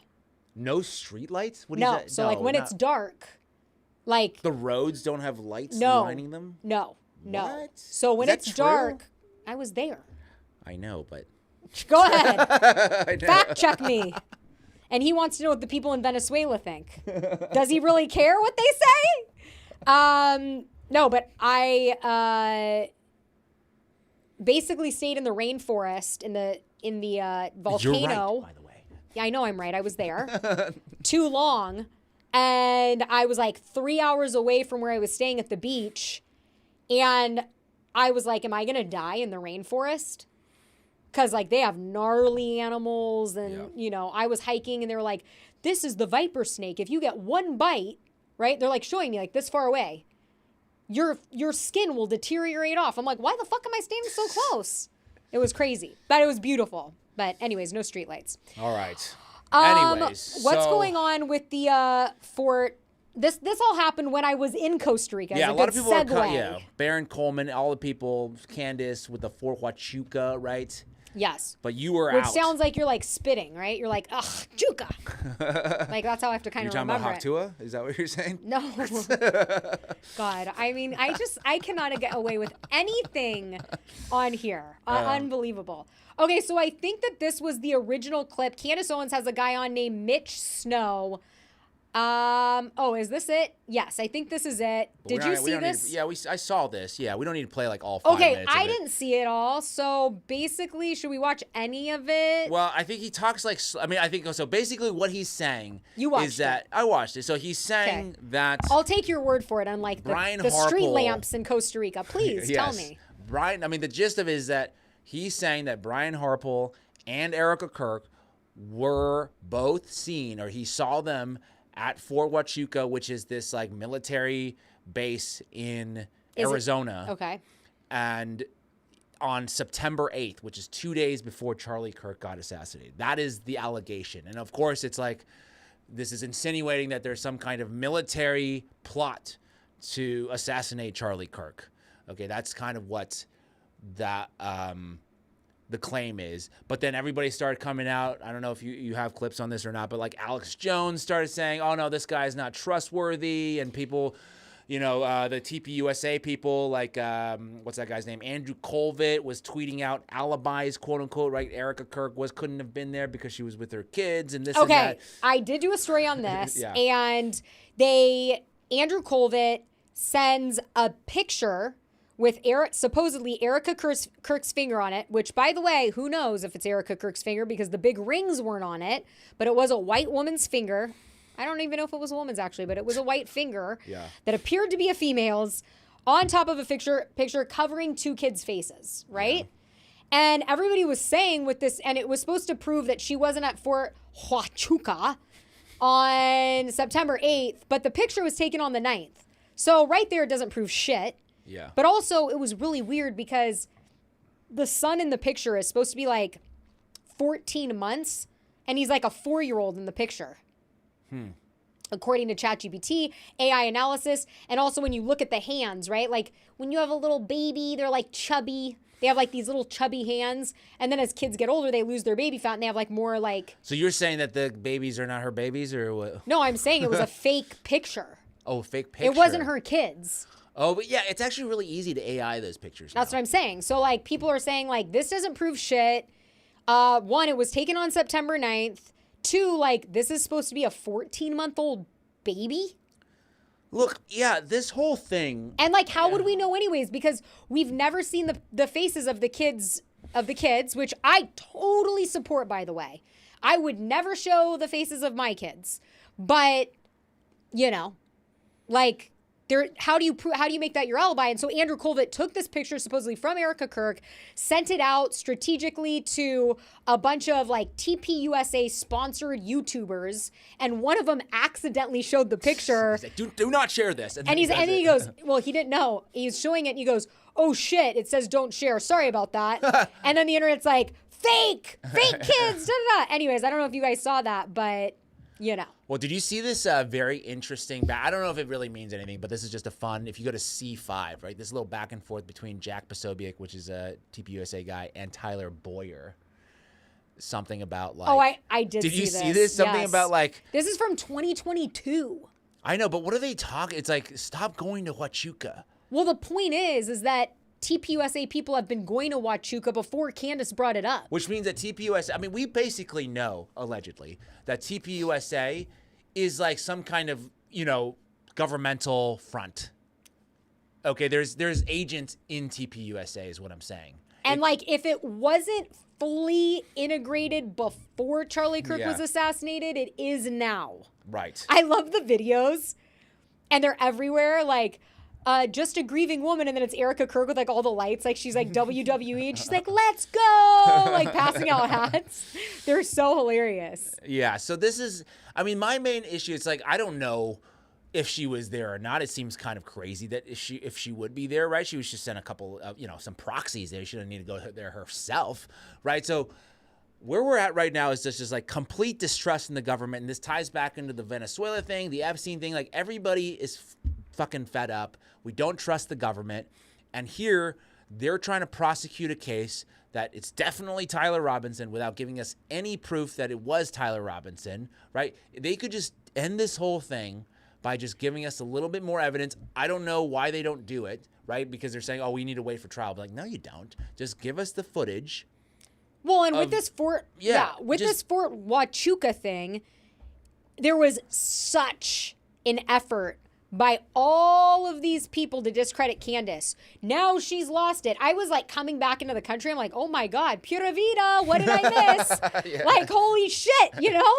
And the Epstein files had dropped. This was going on. I'm like, man, I really missed a week. Yeah.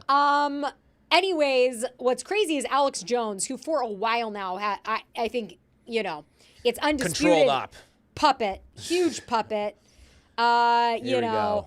He started getting community notes on all of the things that he was trying to discredit Candace on. And the other weird thing was no one has been able to say that Mitch Snow was wrong. They're going after his character. Same thing to your point with the Dave Smith, Josh Hammer interview where Dave Smith's like, no, I'm here to argue the points, but they're going after her character. They're like, look at her husband, George Farmer. Look at Mitch Snow. He threatened his wife with a hammer. And so Alex Jones, time and time again, is posting all these things, you know, claiming that what Candace said is wrong. And then I love community notes.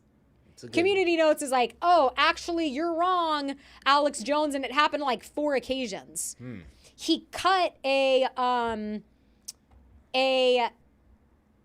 video of Mitch Snow holding a hammer and devastating bombshell. Watch Candace Owens' Fort Huachuca witness Mitch Snow launch a hammer against his wife in front of their 3-year-old. And then community notes, this video does not show Mitch Snow launching a hammer attack on his wife. The full clip depicts him holding a hammer during a domestic argument. So, look, it's just interesting because there's all this noise about the Fort Huachuca thing and that she was so wrong, but yet nobody's proven it. Yeah. Well, nobody's proven it or not proven it otherwise. And we're just, I think at this point, yes, you could say that Candace is doing her show and she's just trying to get views or whatever. And that's just her job. Let her do that. You can't get mad at her for doing that's what the mainstream media does, right? With all this, you know, pitting people against each other and creating drama and wars and shit like that. It's just to get ratings. Why are they so pissed? This is what the part. I have to wonder if like the Venezuela thing was perfectly timed. Of course it was. I mean, what do you mean? But specifically as a distraction for, you know, the Epstein and the Candace Owens stuff. I said that jokingly Everything before, is a distraction like, for Epstein. I mean, you can argue that for every single thing that comes out. If they don't ever do anything about it, it's all a distraction because what they're supposed to do is start arresting people. It's time. The Epstein thing is, people are going to, you know, troll me for this, but it's played out. In what way? What do you mean by that? It's the same thing over and over. We get some information redacted. Yeah. We already know who basically was involved. We already know what they were doing. You know, for me, I know that they were like doing transhumanism stuff at the, you know, New Mexico compound where they had medical facilities, where they were working with all of these, you know, academics. Juliette Bryant, one of the victims, you know, came out, said that she wasn't being raped in this one situation, but that she was, you know, put out on a, you know, surgery table. She wants to know, you know, what happened to her. They took her blood. They did this. There's a lot of weird shit going on with that. And, you know, I'm saying for the most part, we know the gist, right? We absolutely, But with the Candace Owens, Tyler Robinson thing, people know that something seems off, but it's like, there's a lot of people that are still buying the mainstream media narrative. If they keep allowing this to run and she actually hits gold on one of these, throwing darts at the board, it's not going to be good. No. And that's maybe what they're afraid of. I don't know, right? Because you should, if your case is so airtight, we've said this before, just let her make a fool of herself, right? If she's wrong in all these accounts, she's going to look like the idiot in the end. And why would that bother you? You wouldn't... A very rich idiot. Well, sure, but still, she's going to lose all her credibility, right? If she ends up spewing 100% bullshit, then she's going to lose her audience. She's never going to be able to do this again in the same way. She might be able to then become a puppet, and there's always room for you in that sphere, right? That you can always be a Benny Johnson, right? You could go sign up right now. You hit up TPUSA. You can... Anybody can do it. By the way... I have been hit up by TPUSA before. Look, the woman brought to light that France's president, Brigitte Macron, was born with a dick. if you don't trust her by now, like, you really have to, like, look in the mirror and ask yourself some questions. No, I said that as a joke, but I also dead serious. Candace has been off the air for like 2 weeks, but she did do an X Spaces and I watched it and she's like, look, I'm bringing all the information out there. This is like, you know, a open source investigation at this point. I'm not going to get it right all the time, but the fact that everybody's coming at me so hard, but not disproving the Fort Huachuca thing makes me feel like something weird is going on here. And she said when she met with Erika Kirk, she was 50% certain, but she's reached out to Erika Kirk about like the photo to say, just send me the metadata. Let me just like, you know, show me, prove to me that where you were on September 9th. And they won't. And they're like, we'll get back to you. And she's like, it's been 24 hours. She's like, that percentage of me trusting Erika Kirk is well, diminishing. Erika Kirk is a fucking liar. I mean, she's lied about every single thing in her past. She was dating multiple people when she said she wasn't dating. She was drinking when she said she wasn't drinking. She's tied to the mob. I did this whole dig of how her whole family is like tied to various mobsters throughout American history. She's not exactly like the girl next door, you know, that just stumbled upon Charlie Kirk in Israel. Well, and then what? and married him and is now thrust into this position she never wanted to be in. She's always wanted this. Well, right. She's a trained actress. And a poorly trained actress, if I may. I mean, and then Cabot Phillips, also when I was in Costa Rica, there was a picture. Yes. He was her boyfriend before, right? And he has a tattoo on his lip. People, like, I'm sorry if you have one, but that's so ghetto. Do you have one? I hope not. No. 5149. No, I don't have that. But I'm thinking about it. No. I hope it says Todayish. No, I don't want that PR. Maybe I do. But it said pizza on his lip. And pizza is like, you know. Well, let's play a video that talks about it.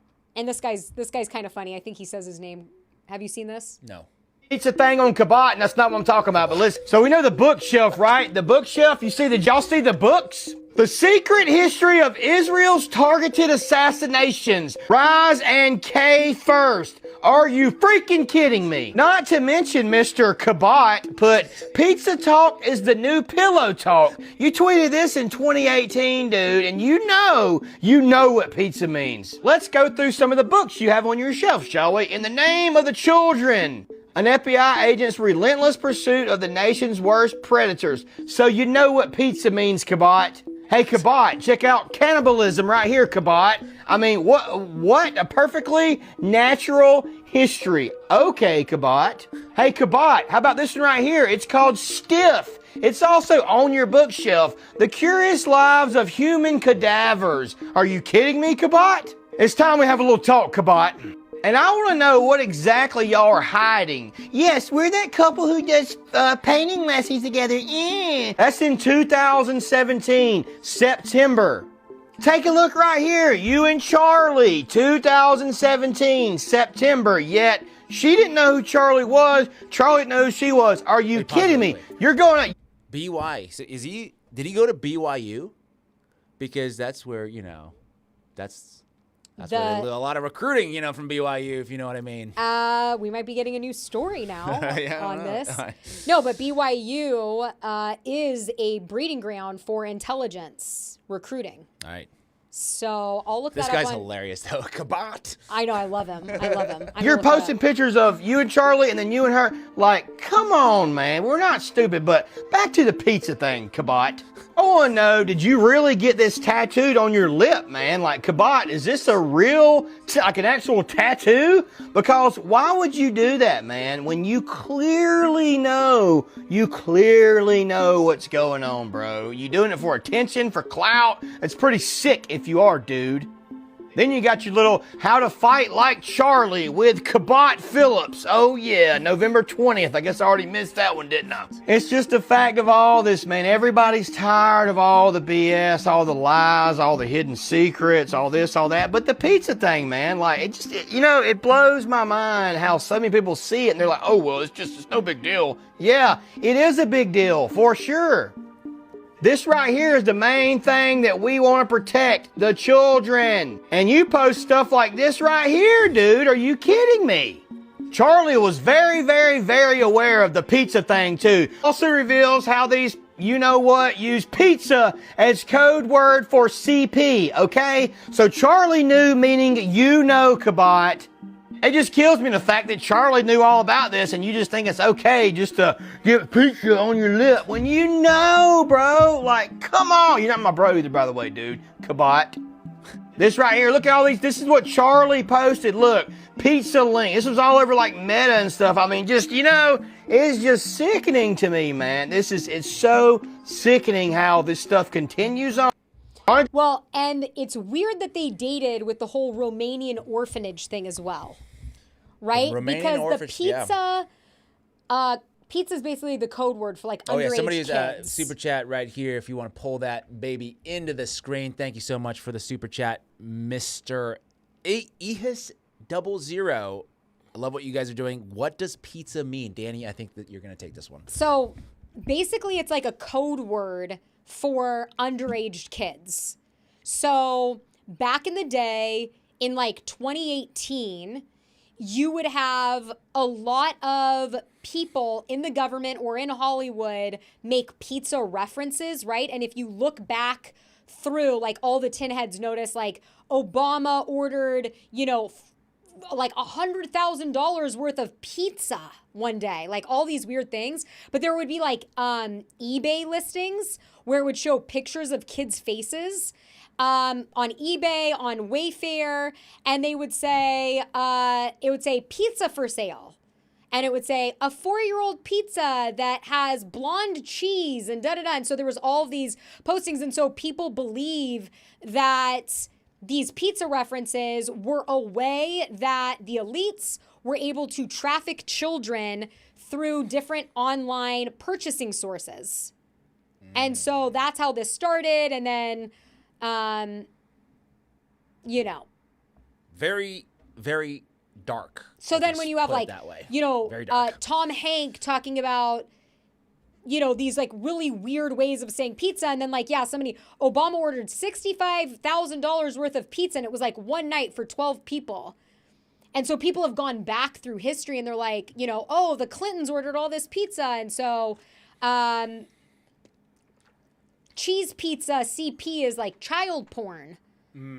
So there's different versions and what it means. So clearly with the Kabat Phillips, I'm going to start saying that now. Thank you so much, whoever this guy was. He's a legend in his own right. Kabat Phillips. I mean, the whole thing it reeks of some corruption. And I think TPUSA has always been like this. I never followed TPUSA before, but now it's becoming very clear that it's a very dark organization. They have a lot of insidious characters within that organization. They have an agenda that is misaligned from their public image, and people are finding out about it. I think this is part of the mass awakening of Americans to say there's some messed up shit that's going on. For sure. And that's why I think people are still so locked in on the Charlie Kirk investigation, is because people feel like they're being lied to. Even, you know, with all the stuff that's, you know, else that's going on with Epstein, they're like, this is a big deal for us. And they just feel like this is one thing that we can all get in on and control, right? Because you're talking about Palantir, NSA, like we can't do anything about that. But this is where people are chiming in, right, with videos like, hey, I was there that day, or people are like, I saw this, and people are going on the internet finding all these. I mean, this is all like decentralized citizen journalism. People who have spent hours going through every single Erika Kirk post since like 2015 and digging all this shit up from her. Like, no, you fucking lied about this. And this is where I think people are trying to take agency into their own hands. It's a beautiful thing to see. Yeah, I think it's a beautiful thing to say, and it also explains why a lot of the witnesses that were at UVU that submitted their footage to the FBI in good faith, hoping that they were going to, in the beginning, help the FBI solve this murder, were then contacted by FBI field offices telling them to delete that footage because it might cause them PTSD. It seems very odd when you start putting all of the puzzle pieces together that the FBI is actually trying to get rid of evidence experts versus solve this case. It's like they know something. And then when you look at all of the people that know the stuff with like the pizza languages and the different symbolism, and you look at Erika Kirk and the Russian orphanage and the Epstein files coming out at the same time, like, is there something there where there could also be a link? I don't know, but I feel like things are boiling or at a boiling point right now, and they don't want us looking any further. So they're like, we captured Venezuela's president. Yeah, exactly. It's like, what a big win for America right there. Yes. We are still militarily very strong. And I'm not going to take anything away from the people who conducted that operation. I mean, they were just told to do something and they executed it fine. No, and a lot of people in this country that go into the military are doing it to try and better their lives and, you know, get a better path forward. Yeah. Break out of their socioeconomic whatever. Yeah, to move upwards. Everybody, that's what America's all about. I think we need to go back to meritocracy, where people are being judged by the merit of their work and how, you know, effective it is versus like all this other rest of the bullshit. And we just have to return to that, you know? Yeah. So we'll see if that can happen. But one of the funniest things on the internet the last couple of days was the Grok prompts. Oh, yeah. I saw some of those. I think that's going to be shut down real quick. It's already shut down. Oh, and you can't do it anymore? No. Really? You can't ask Grok to change photographs? Nope.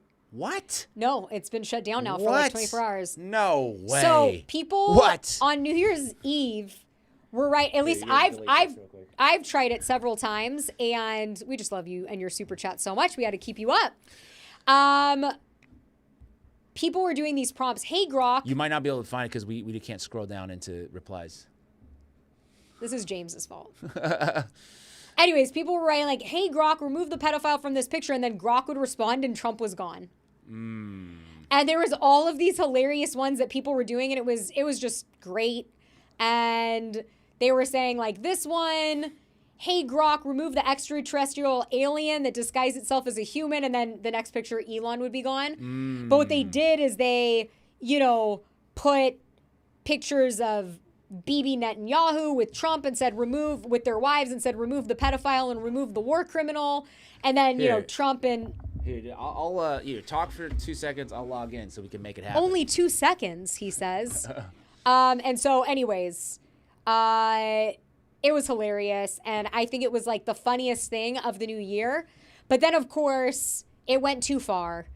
Did it go too far, though? Did it go too far? I'm saying for like the administration. And probably Elon himself, because, you know, people were saying like, remove the person in this photo with a major cocaine problem, and then Elon would be removed, which I will say there are a lot of celebrity blinds on Crazy Days and Nights talking about how Elon has like a serious ketamine and cocaine problem.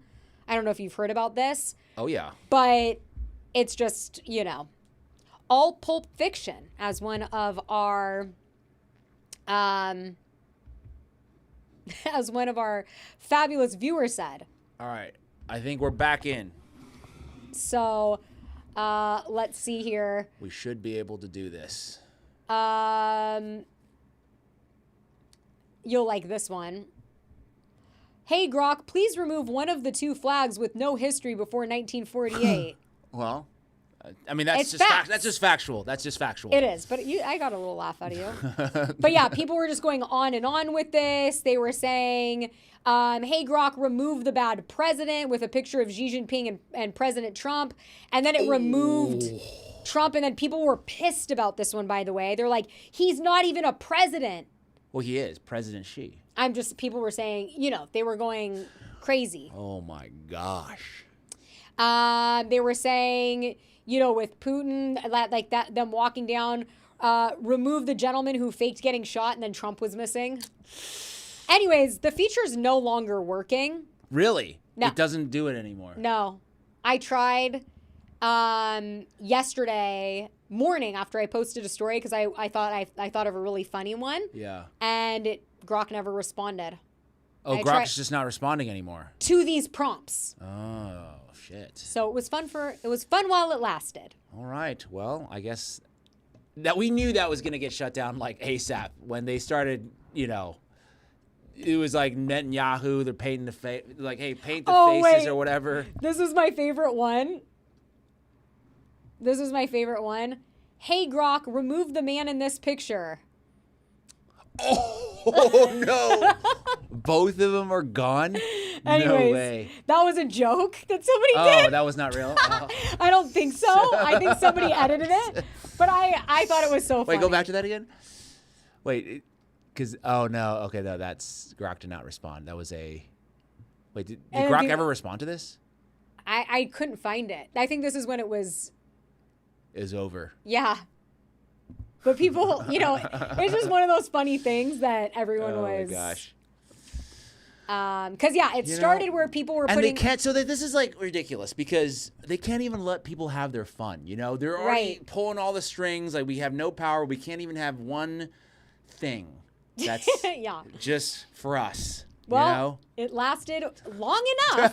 It lasted, what, 8 hours or something? For me to do a story on it and laugh hysterically. Anyways, it is good to be back in the studio. It really is. Happy New Year. In this new year, 2026. I am feeling optimistic about this year, as I do all years. Because I think... Yes.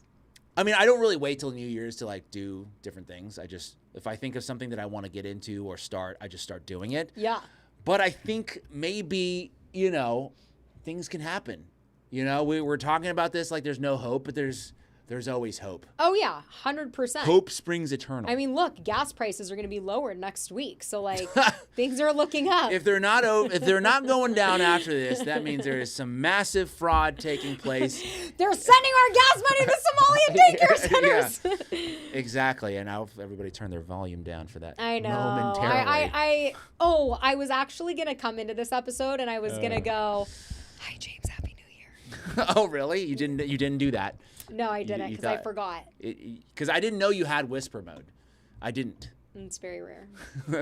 And you want to know what I read? That actually it damages your vocal cords to whisper. No, it doesn't. You're not even activating. You're not even.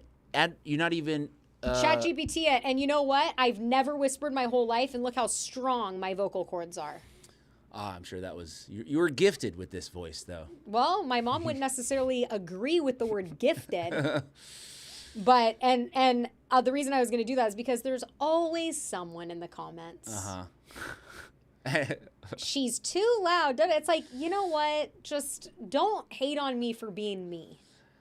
Anyways, don't hate on. Thank you. Don't hate on Dani. Okay, I got your back. I mean, my God. Don't you worry. You were just gonna go by on that one. No, I mean, look, I am loud. I'm aware. Yeah. I have self-awareness. Good. I had a nickname growing up called the Foghorn. So, fully aware. Foghorn Leghorn. What's that? It's the character from Looney Tunes. It is? That's probably where it came from. I didn't even know. Well, so good to be back in the studio. We'll be back again next week. That Tuesday. Is the plan on Tuesday, which is not our regular day, but we...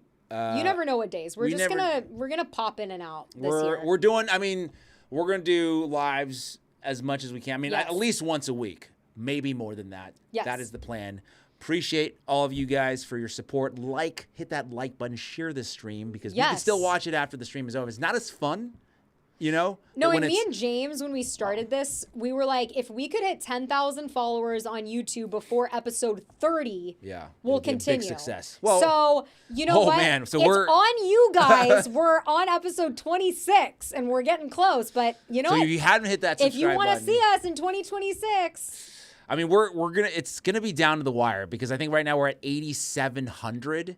So we're gonna need to pump those numbers up. I just heard Kanye's song. You know that song? No. Oh. I never really listened to Kanye. Never? Not really. Oh my God. Not really. I more prefer his philosophical teachings. I'm just kidding. Wow. Well, I always liked his music. I'm just kidding. Thank you so much to the Patreon members for being here today and always. Always. And Kevin Howard, where you at? Yeah, where is Kevin? I don't know. Anyways, maybe we'll get him back on the show. That was fun. I know. I think we absolutely should.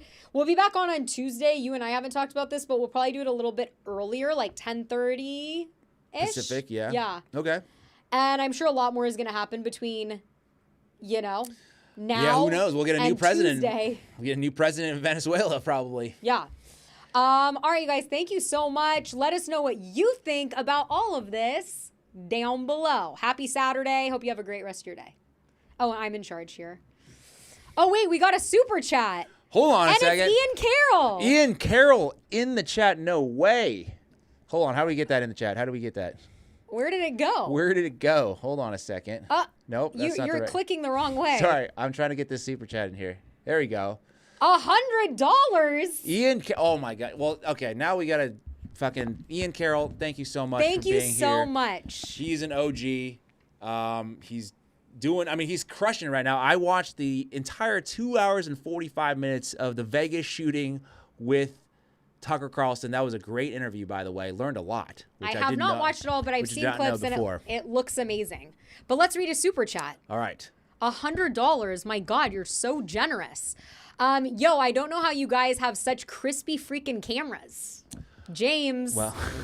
But I'm here for it. Just popped in. Gonna have to rewind and rewatch y'all's coverage. Well, that's well appreciated, everybody. Yeah, if you're just tuning in now, thank you definitely so go much. back because we start. I mean, this is a long journey. We start with the Venezuela. Okay, we tie in the Israel-Somaliland connection, plus the Israel-Venezuela, Maduro connection. Not connection, but with the other gal, Machado. And then we dive into some Fort Huachuca. Fort Huachuca. Fort Huachuca, as we'll start calling it now. and ending up with some Grok love. And also no tax. That was a good a good little detour, too, of like taxes aren't even real, so why pay them? Well, yeah. We're not giving any financial advice. No financial advice given, but thank you so much, Ian. Superstar in the chat. Yes, and you're welcome on the show anytime. Yes, please. And I'm going to go watch the Tucker Carlson interview that you did. I love the Las Vegas. No, I don't we don't love the Las Vegas shooting, but like all of the non-mainstream media coverage of it, I find super interesting. So, I'm going to have to check it out, and all of the viewers should too. Yes, that was, I learned, because I didn't know much about it beforehand, to be honest with you. And there was just so much shit. I'm like, this really went down. And we're not talking about it. All the stuff with the helicopters and people being shot at, like, within the crowd, right? People getting headshotted, like, from a direct perpendicular angle to the ground versus, like, if all the shots were coming from Mandalay Bay, 32nd floor, you wouldn't have, you would only be getting shot from up here, not, like, direct in the face, which is bizarre. Look, we're living... all the different calls, 911 calls throughout the strip. Like, what was that all about? Anyways, just want to tease that for you guys. If you guys haven't watched the Ian Caroll special on Tucker Carlson, you guys should check it out. Yeah, I feel like it's less hard to believe now that we're in a world where we're told that Tyler Robinson is a lone shooter and we just kidnapped Venezuela's president. Shit's crazy. Anyways, let us know what you think about all of this down below. Damn, you're using the line. I love it. Bye, guys.